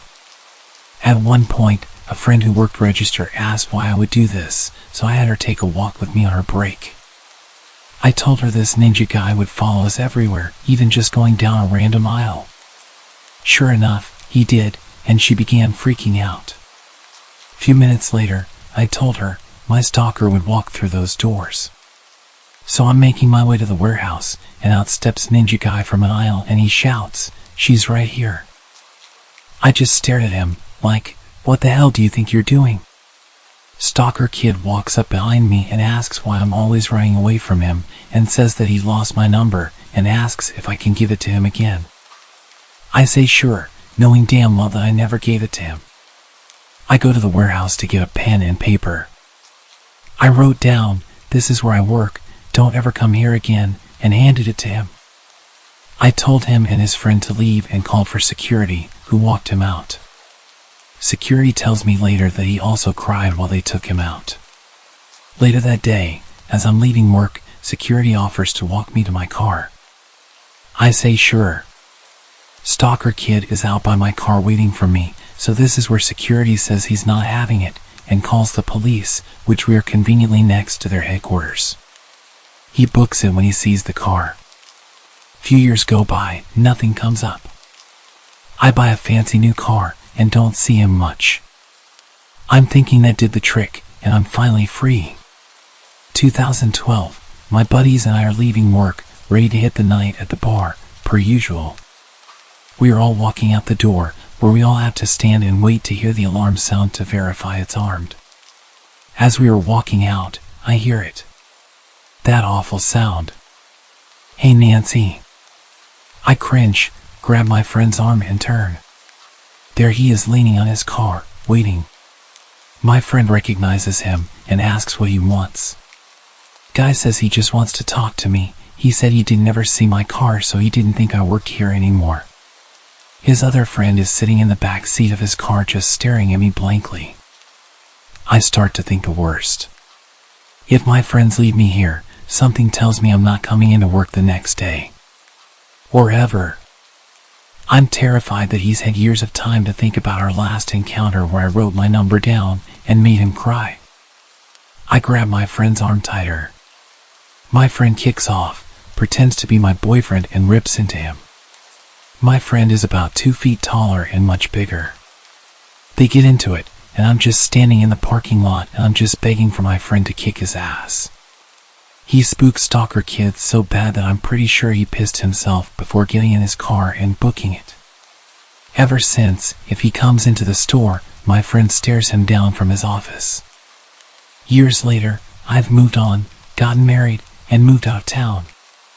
Recently we've moved back to start a business, and to this day, I still feel myself looking behind me at stores on the off chance that I randomly bump into him. He caused me to have anxiety, mental and emotional pain, fear and trust issues for a decade. Even after moving on, I still feel the effects today. And I never even knew his name.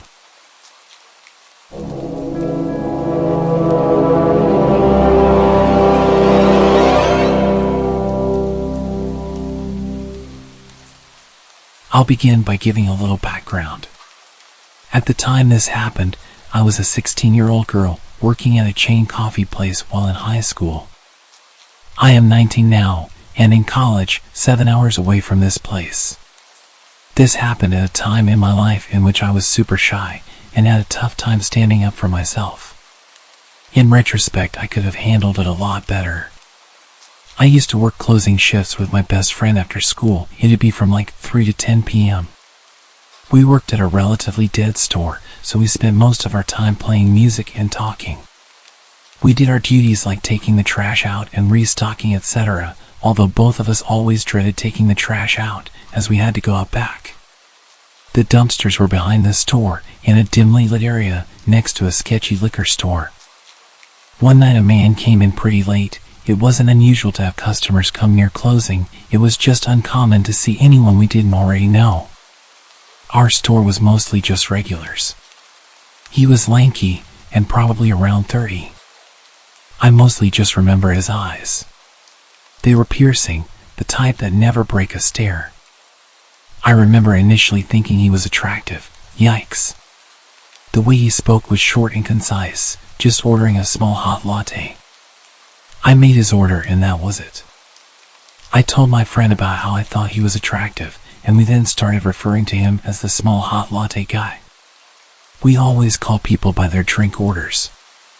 He came a bunch of times after that. Each time staying a little longer and longer, talking a little more and more. One day he came with a woman, presumably his girlfriend. I remember I felt a little weird, like she was staring at me, or like they had spoken about me beforehand. She glanced over at him and said, "Wow, she is pretty." I didn't think much of it, said thank you, served them, and I thought that would be the end of it. He then began showing up and talking to me a lot without her. He started off as being friendly. I honestly don't even know what we'd talk about. Then he got kind of flirty. Initially I was just flattered, but being underage and immature, I didn't even think about the fact that it was kind of alarming. He began to stay for a while. Sometimes he would bring a laptop or a notebook. I could feel him staring at me and listening to our conversations. But at that point I wasn't getting creepy vibes from him, as my coworker and I had dealt with our fair share of creeps. He began by just giving little snacks or drinks. I would accept, but would never eat or drink them. It wasn't that I necessarily thought he had ill intentions, I just had a hard time accepting gifts. I remember one night he brought me a book about one of his favorite artists. I reluctantly took it, but had tried to decline before. I remember telling him about one of my favorite musicians and sent him a link to a performance I really liked. He started being kind of sexual while still talking about the song. He then began talking super suggestively, and I would laugh it off and decline when he asked to send pictures. I began talking less and less and told my friend about the situation. She agreed that it was getting creepy and said I should maybe change my schedule. I told her I'd be fine, I'm stubborn. He'd still come every week at closing time, and he'd even stay in his car till we closed. Meaning he'd watch me go to the back to take the trash out. It was time to take out the trash and lock up, so we got ourselves together. I was opening the door while juggling like 3 bags of trash and saw something on the ground. I was confused at first, but then realized what I saw. It was flowers and a note. I felt sick to my stomach and looked around the parking lot. I didn't see his car. I threw them away immediately and told my friend I didn't want to read the note. She read it and told me I had to. It was something to the effect of, I've never felt so connected to someone. You're breaking my heart. Please don't do this. I'm sorry. Looking back, I honestly didn't lead him on, but initially I felt as if I was in the wrong. Nonetheless, we turned the corner to take the trash out and both prayed the parking lot was empty. It was not. Let's just say the trash was not going to get taken out that night. I continued working there and still worked there on my breaks from college. I had different hours after that. Nothing happened for some time until one day he appeared again, just before I was supposed to leave for college. It was around 3 p.m. It was busy. He came in, stared at me, and then he left. That was the last time I saw him.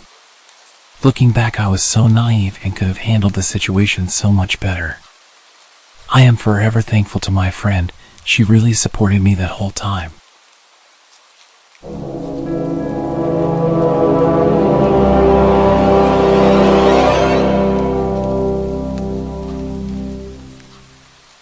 A year ago, I used to post my entire life to Snapchat. It was my go-to app for sharing bits of my life with friends and family. But then something happened that made me reconsider my online presence. One day, out of the blue, I received a friend request from an unfamiliar username. I didn't think much of it at the time and accepted the request without a second thought. It was just another random person, or so I assumed. Months passed, and I forgot about that peculiar friend request. My life went on, and I continued sharing snippets of my daily activities on Snapchat. Little did I know that someone was watching, very closely. It started innocently enough, with an unexpected snap. I opened it, thinking it was probably a friend sharing a funny meme or a cute pet photo. But as the image loaded, my heart almost stopped. It was an eerie, edited version of an old Snapchat story I had posted months ago. Floating love hearts surrounded the image, and the caption read, "Can't wait to see you."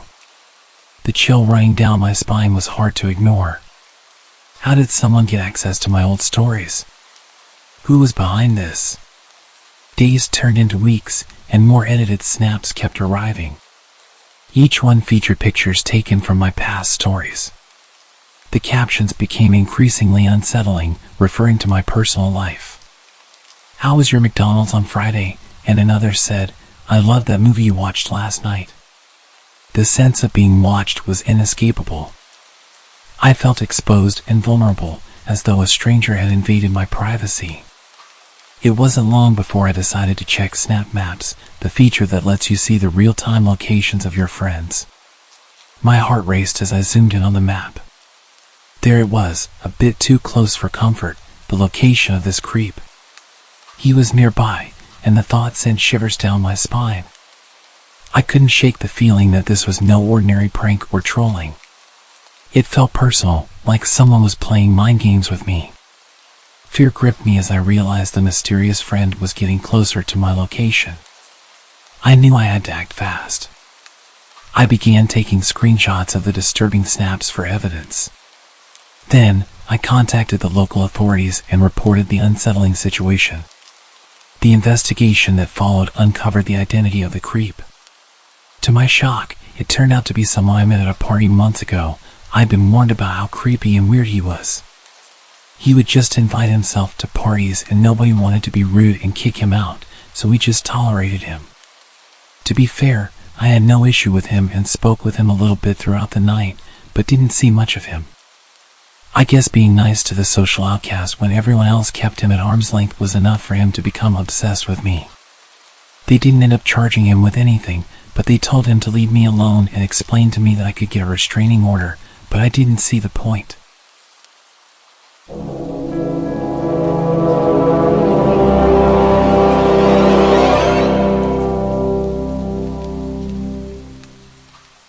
This happened a couple of months ago, December of last year. I started working a new job in the mall and had to work for most of Boxing Day. I was done at 10 and transit seemed to have ended at 7. I'm a student who didn't go home for the holidays due to this job and never had to deal with holiday transit hours. I decided to call an Uber and the driver picked me up right in front of the mall. We had a casual conversation during the drive back, and he learned about where I worked and how I'm living on my own for the time being since my roommates went to their hometowns. Fast forward to the next day at work, around 6 p.m. This driver walks into the store and tries to strike a conversation with me, but I told him I had to get back to work. He also asked if we could hang out later, to which I said no, and he left. At the end of that shift, I walked out of the store, planning to take transit. As soon as I stepped out of the store, the driver immediately pulled up next to me and offered to give me a free ride back home. After going back and forth with me declining and him saying it's free, I decided to walk away and caught a bus home. I was pretty overwhelmed by the fact that he showed up to my workplace and waited 3 hours until I was done with work to offer me a ride home. I've reported this to Uber and they notified me that they suspended this driver, provided me with a full refund, and gave me a link to provide to the police if I plan on filing a report. Silly of me to give away information like that to a stranger, but I hope to never meet that driver again. He was about twice my age, he knows where my home is, and my name. Lesson learned.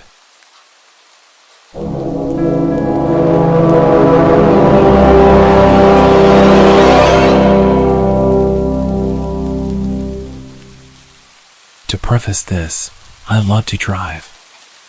I've loved to go on drives for hours to nowhere with no destination in mind, just me, my music, and the road ahead of me. Living in Nebraska, I'd often take back roads or lonely highways cutting through the countryside to small towns and eventually cities. And I'd usually take these drives at night since there was less traffic to worry about. I've done it since I've had my license 5 years ago, and I've never once had any sort of issue, nor have I ever run into any trouble. That was, until a few nights ago. For reference, I'm a relatively small 22-year-old female, and as I've stated before, I often take these drives completely and utterly alone. They're a good way to clear my head when I'm stressed, upset, or overwhelmed, or for me to get a plan together to sort personal issues out. I've also done these long and lonely drives to get away from the toxicity of my household when I used to live with my parents as a means of coping with their alcoholism. Though now that I've moved out and I'm in a much better place mentally, I don't really have the urge to get in my car and just drive anymore. However, on the night this event took place, I was feeling pretty overwhelmed, stressed, and anxious with a cluster of personal issues I'd rather not get into. I felt restless and irritable around my boyfriend. I couldn't focus on anything else and decided I would take a drive to clear my head. My boyfriend was understanding and told me to be careful and to not be gone for too long since it was getting pretty late. I agreed, gave him a kiss goodbye, and left. I drove around our city for about 30 minutes, but I was still feeling on edge about everything transpiring in my personal life, so I decided to drive further north down those familiar, dark, winding one-lane highways. I kept the car at a steady 65 miles per hour, taking the turns at a slower pace in case a deer jumped out around the bend. I kept driving and was just admiring the vast empty darkness of the snow-capped fields and barren trees. It was honestly a bit creepy being all alone with no cars in sight in seemingly the middle of nowhere. The few houses miles back from the road were lightless, and the dead cornfields withered away, snow started to cover them entirely. It was like something out of a horror movie, and I half expected to see a ghost pop up in my rearview mirror, or see someone clamber out from the patches of trees dotting the horizon. The only light came from my headlights, and even then I still strained to see through the inky darkness of the night. By now it was just after 11, and I told myself that once I made the familiar roundabout that would either take you to a small town or back up towards the city, I would head back to the city and home. That roundabout was still maybe 15 to 25 minutes away, but other than my imagination picturing the worst, I wasn't really all that concerned. I mean, I was by myself. I didn't have any other motorists to worry about, right? Wrong. As I'm rounding another bend, I notice a vehicle with its hazards flashing maybe a quarter of a mile or something away from me. It was some sort of sedan, dark colored, and was angled to where only part of it was on the shoulder while the rest was jutted onto the road, like they had to pull over in a hurry but didn't quite manage to do that. The driver's side door was flung wide open, and as I slowed my vehicle down and angled it towards the opposite side of the road to pass, I could make out what looked like maybe blood on the inside of the open door. I didn't see anyone on the road or in the car, and I was the only motorist in sight. In this part of the country, cell phone reception is pretty bad most of the time. But more often than not, you couldn't get reception no matter how hard you prayed, which was definitely the case when I took a glance at my phone to see if I had any service. So, a lone female on the road, at night, pulling up near a vacant vehicle that looks like someone had been attacked on the inside, with no cell service. Now, I'm no dummy. I've watched countless episodes of Investigation Discovery and Criminal Minds, and read far too many true crime books to know that this had bad and danger written all over it. But there was still a small part of me that worried something terrible had happened to whoever was in that vehicle, and I thought I needed to help. These roads don't get a lot of traffic at night, and temperatures were well below freezing. If someone were hurt or in trouble, there was no one and nothing else to help them. Still, I erred on the side of caution. I was still driving my car, though a bit more slowly, and as I approached the vehicle I rolled down my passenger window a bit, shut off the music, and called out, "Hey! Anyone there? Are you okay?" I didn't hear a response. I worried they were passed out somewhere, but I wasn't about to get out and look for them. I told myself I'd call out one last time, and if I didn't hear anything I would leave, and the moment there was reception I'd call it in. And if I did hear someone, well, I'd figure out my next course of action then. So, again I shout, "Hey! What happened? Are you okay?" There was silence for a while, and then I heard rustling in the shadows of the trees, followed by a rough voice responding to me. I was relieved at first, and was about to say something in response or possibly even stop my car and get out, when I noticed three things nearly simultaneously. As I inched my way past the front of the sedan, I noticed there was no damage to the hood or anywhere else on the vehicle, which I found to be strange considering the blood on the inside of the door. In my rearview mirror, I caught a glance of someone coming out from behind the sedan, and they were making their way towards my car, fast. The person didn't have any blood on them, nor did they appear injured in any way, and they were wearing a mask, not like a face mask for COVID, or a ski mask or anything normal, but one of those masks you would see in the Purge movies. And they were holding something in their hand. I don't know what it was. I couldn't get a good look, but from its length and shape my guess was maybe a tire iron or a crowbar or something. I don't need to tell you that I slammed on the gas as soon as I noticed those things, and drove like a bat straight out of hell. My heart thundering in my chest and my entire body shaking. My window was still rolled down in my haste, and the music was still shut off, so I could very clearly hear someone, definitely a man, shouting at me, though I had no clue what they were saying. I just knew I had to get out of there immediately. I stole one last look in my rearview mirror as I drove away, mostly to see if they were getting in their sedan to follow chase or if they had stopped. The man with the weapon was still standing in the middle of the road watching me, and right before I looked away from the mirror I saw a second man emerge from the trees that had been rustling earlier, also wearing one of those creepy masks and no trace of blood on him.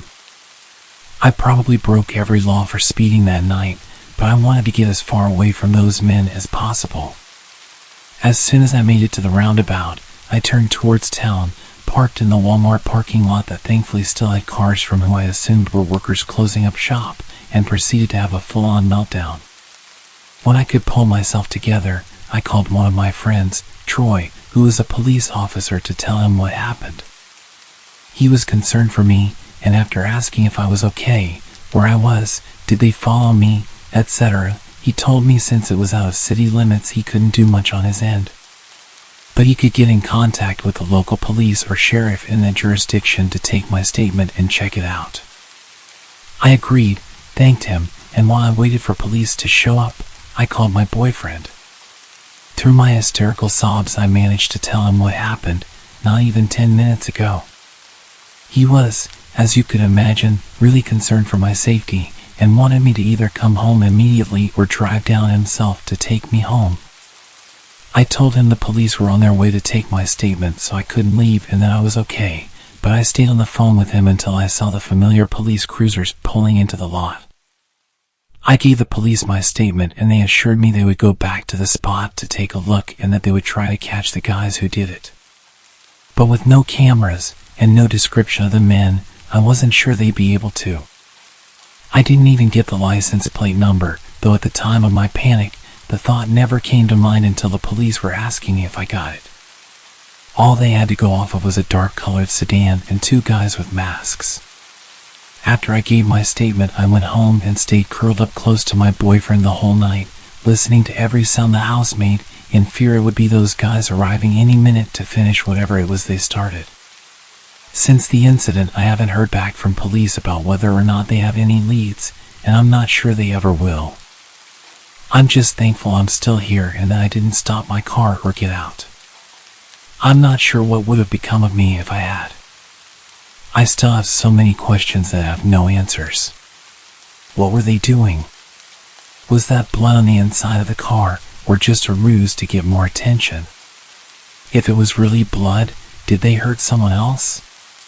What would have happened to me if I had stopped my car? Needless to say, I won't be going on any more late night drives, and I hope I never cross paths with those freaks again. If you're enjoying the video so far, please give it a like. And if you haven't already, please subscribe.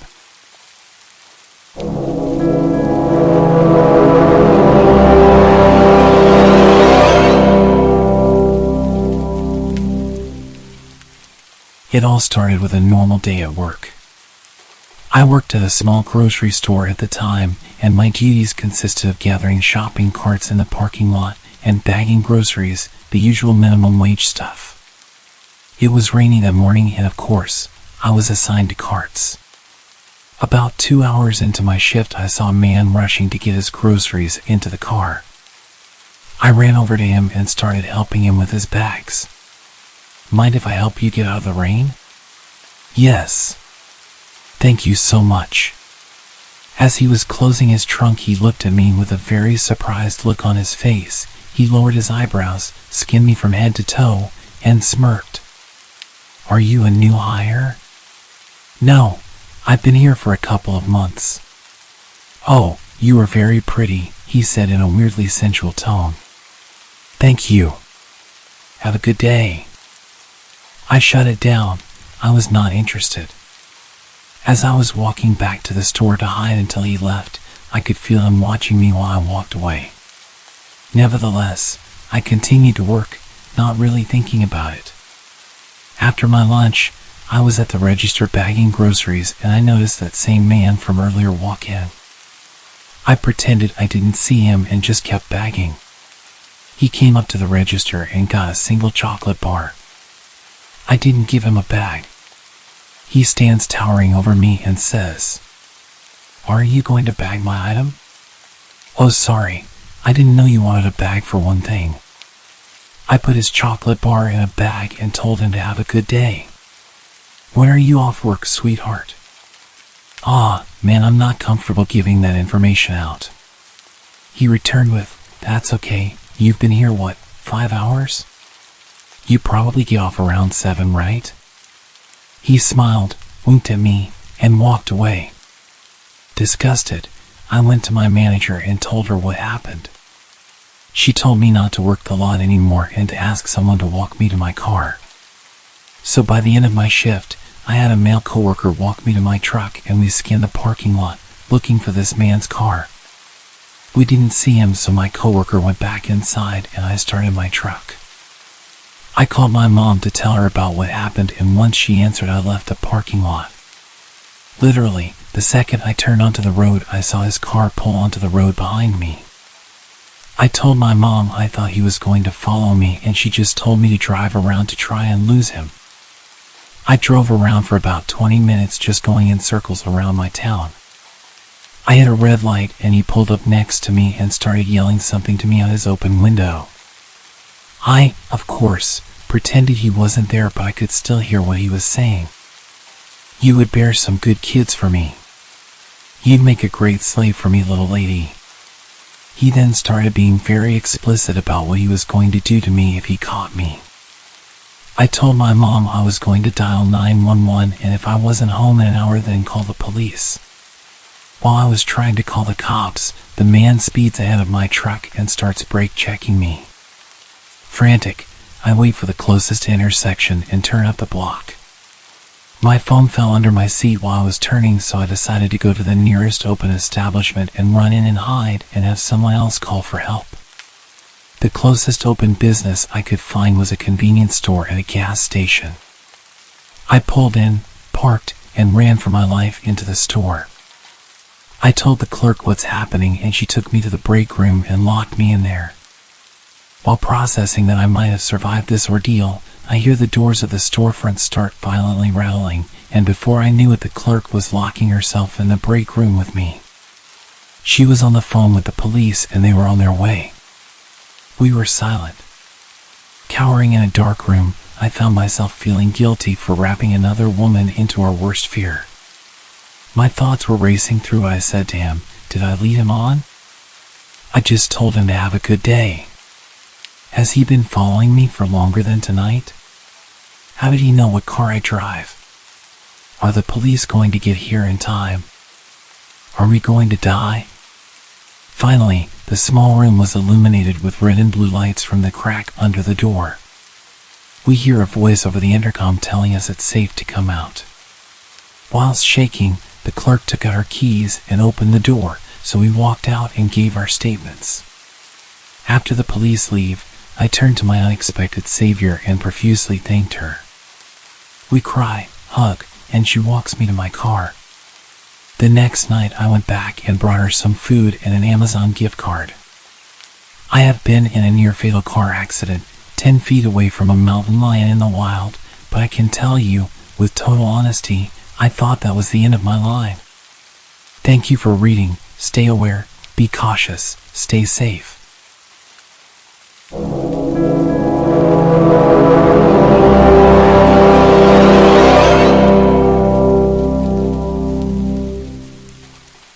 This encounter would have happened a little over 10 years ago. I would have been about 26 at the time. I can't remember exactly what year this was, but it was around 2012. At the time, I was frequently going out with my friends to bars and parties, and hanging out until pretty late most weekends. The friend's house that I usually hung out at was on a side street just off a main road where a lot of popular and crowded bars and restaurants were. You had to park on the street at his house, and during the weekend when it was busy, it was pretty common to have to park a number of blocks away. The street closer to the bars was pretty nice, but if you went a few blocks in the opposite direction, it got a little sketchier at night. After a night of hanging out, I had to walk back to my car pretty late, which was parked a number of blocks away towards the slightly sketchier area. This was during the winter, so I was wearing some kind of heavy sweater or pullover and beanie hat. This detail is only important as you couldn't really gather much idea about what I looked like from a distance in the dark, aside from my general height and build. There wasn't much through traffic as you got further away from the bars, and the roads were pretty dark without any street lights. As I was walking down the sidewalk, a car started slowly creeping down the street, matching my pace as it pulled up beside me and then stopped. The window of the car rolled down, and driving the car was an attractive young woman who said that I looked cold and that I should let her give me a ride to where I was going. She seemed very friendly. I indicated that I wasn't parked far away and appreciated the offer, but was going to just keep walking. She then tried really hard to convince me to get in the car with her, since it was so cold. No small talk to establish any information about me to make sure I wasn't a weirdo, just asking me to get in the car pretty aggressively. Based on what I was wearing and how dark it was, there was no way she really could have had much idea about what I actually looked like to possibly find me attractive, and even if she did, I don't know many women who would pick up a male stranger after midnight when they're alone in their car.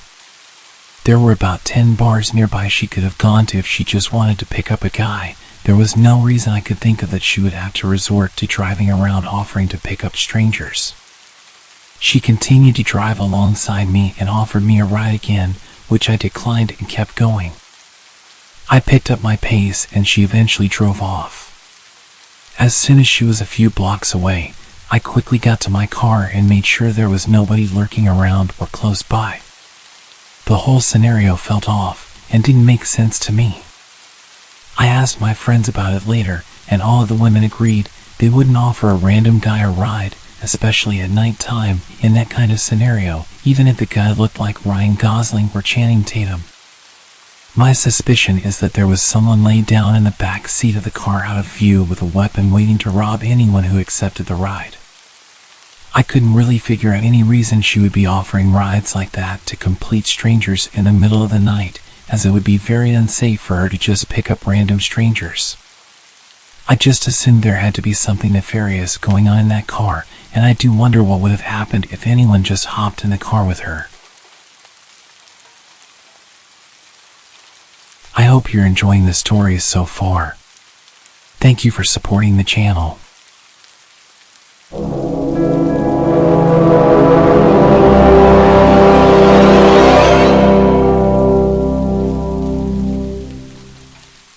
Back when I was 18 years old, I was house sitting with a girl I was studying with. The family we were house sitting for went to the same church as her, but I didn't really know them well myself. It was more to keep her company in a huge house. This was 1997, when the average teen like me didn't have a cell phone. During that week, there was a short break in the school calendar, which is why this family was away, and why the streets in the area were quieter than usual. My apartment, as well as the house we sat for, was not far from the university.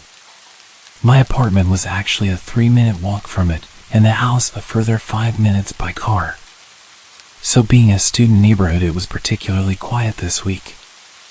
The first weird thing that happened during the week I was at this house was that I dreamed I was driving through a dark forest on a hilly dirt road with no lights anywhere except for those from my car's headlights.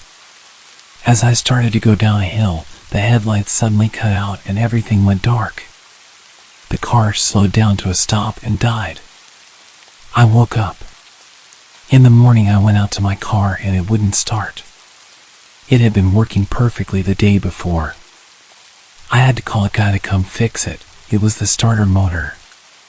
Well, that was the first creepy thing that happened that week. About a day later, it was Friday.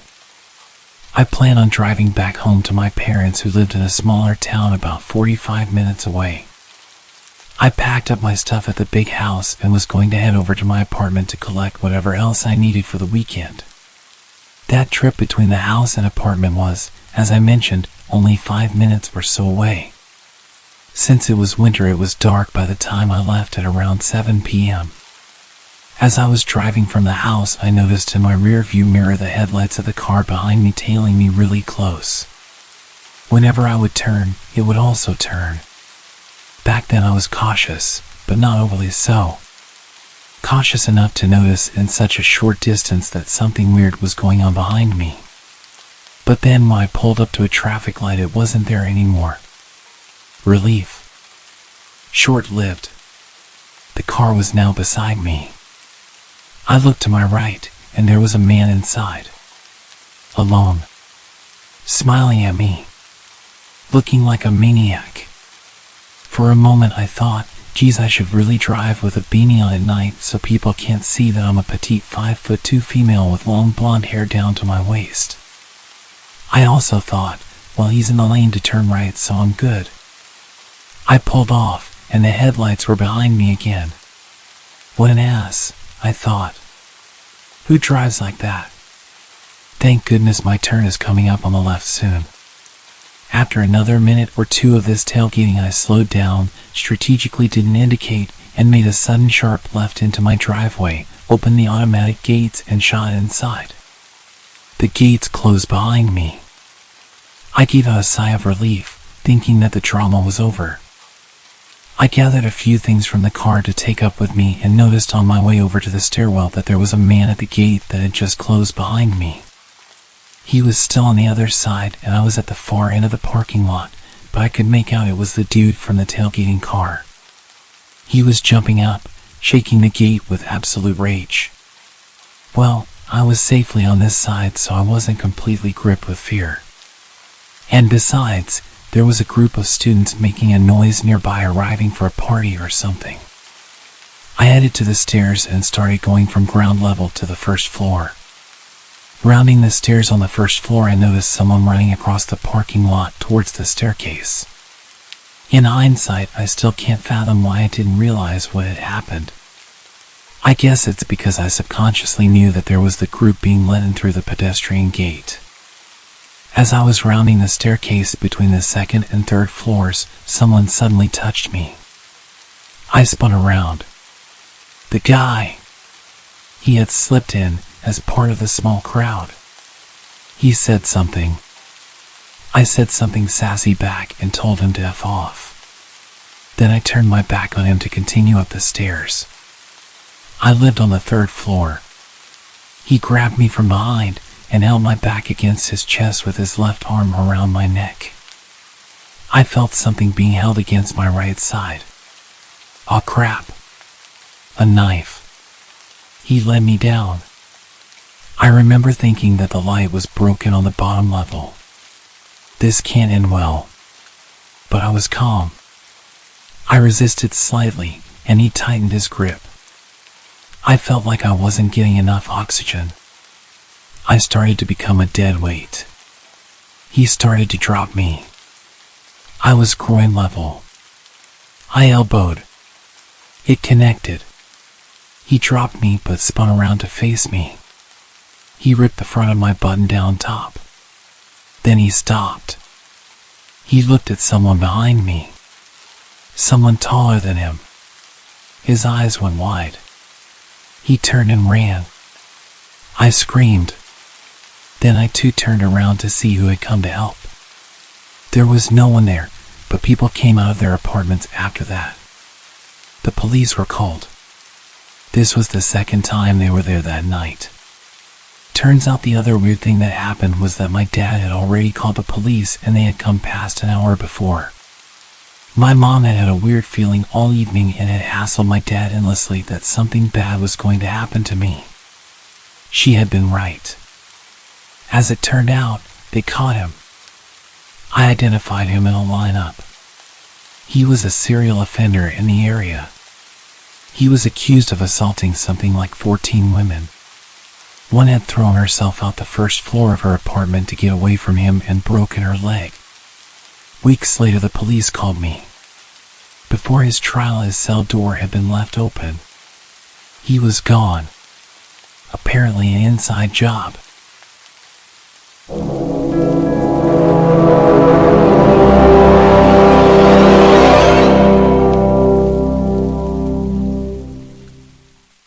I've had a few creepy things happen to me in my life, but this one still makes me think about how things could have gone wrong very quickly. I'm a 20-year-old female, and this story takes place back when I used to live in southern Indiana, in a seriously remote area. It was a weekend night, and my best friend and I were heading home after a graveyard shift at a local waffle joint. She decided to pick up her dog from her house so we could spend the night at my place. That's important later. We started heading into the rural countryside where I lived, and to get to my house, you had to travel down a long, narrow dirt road. About a mile in, we spotted a truck's headlights. As we got closer, we realized it was a nice truck, probably from around 2018. I can't say I know much about cars, so cut me some slack. The truck was parked sideways, blocking the entire path. Confused, I got out of the car and asked if the driver was okay. He looked hopeful when he saw me at first and said, "I'm just waiting for a friend to come get me. My truck's stuck." He smiled at me, but I noticed his pupils were nearly completely dilated. He glanced back at my car, saw that I had someone with me, and noticed the dog sticking its head out the window. His smile quickly faded, and he remarked, "Pit bulls are mean and nasty." With that, he turned around and got back in his truck.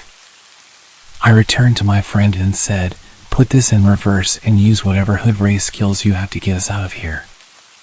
We reversed my poor 95 Caddy, which really shouldn't have been driving on a dirt road, and made our way back to the main road, feeling relieved. We took a different route home. But then, to our surprise, the same guy was parked on that road, standing off to the side, smiling and staring into our headlights.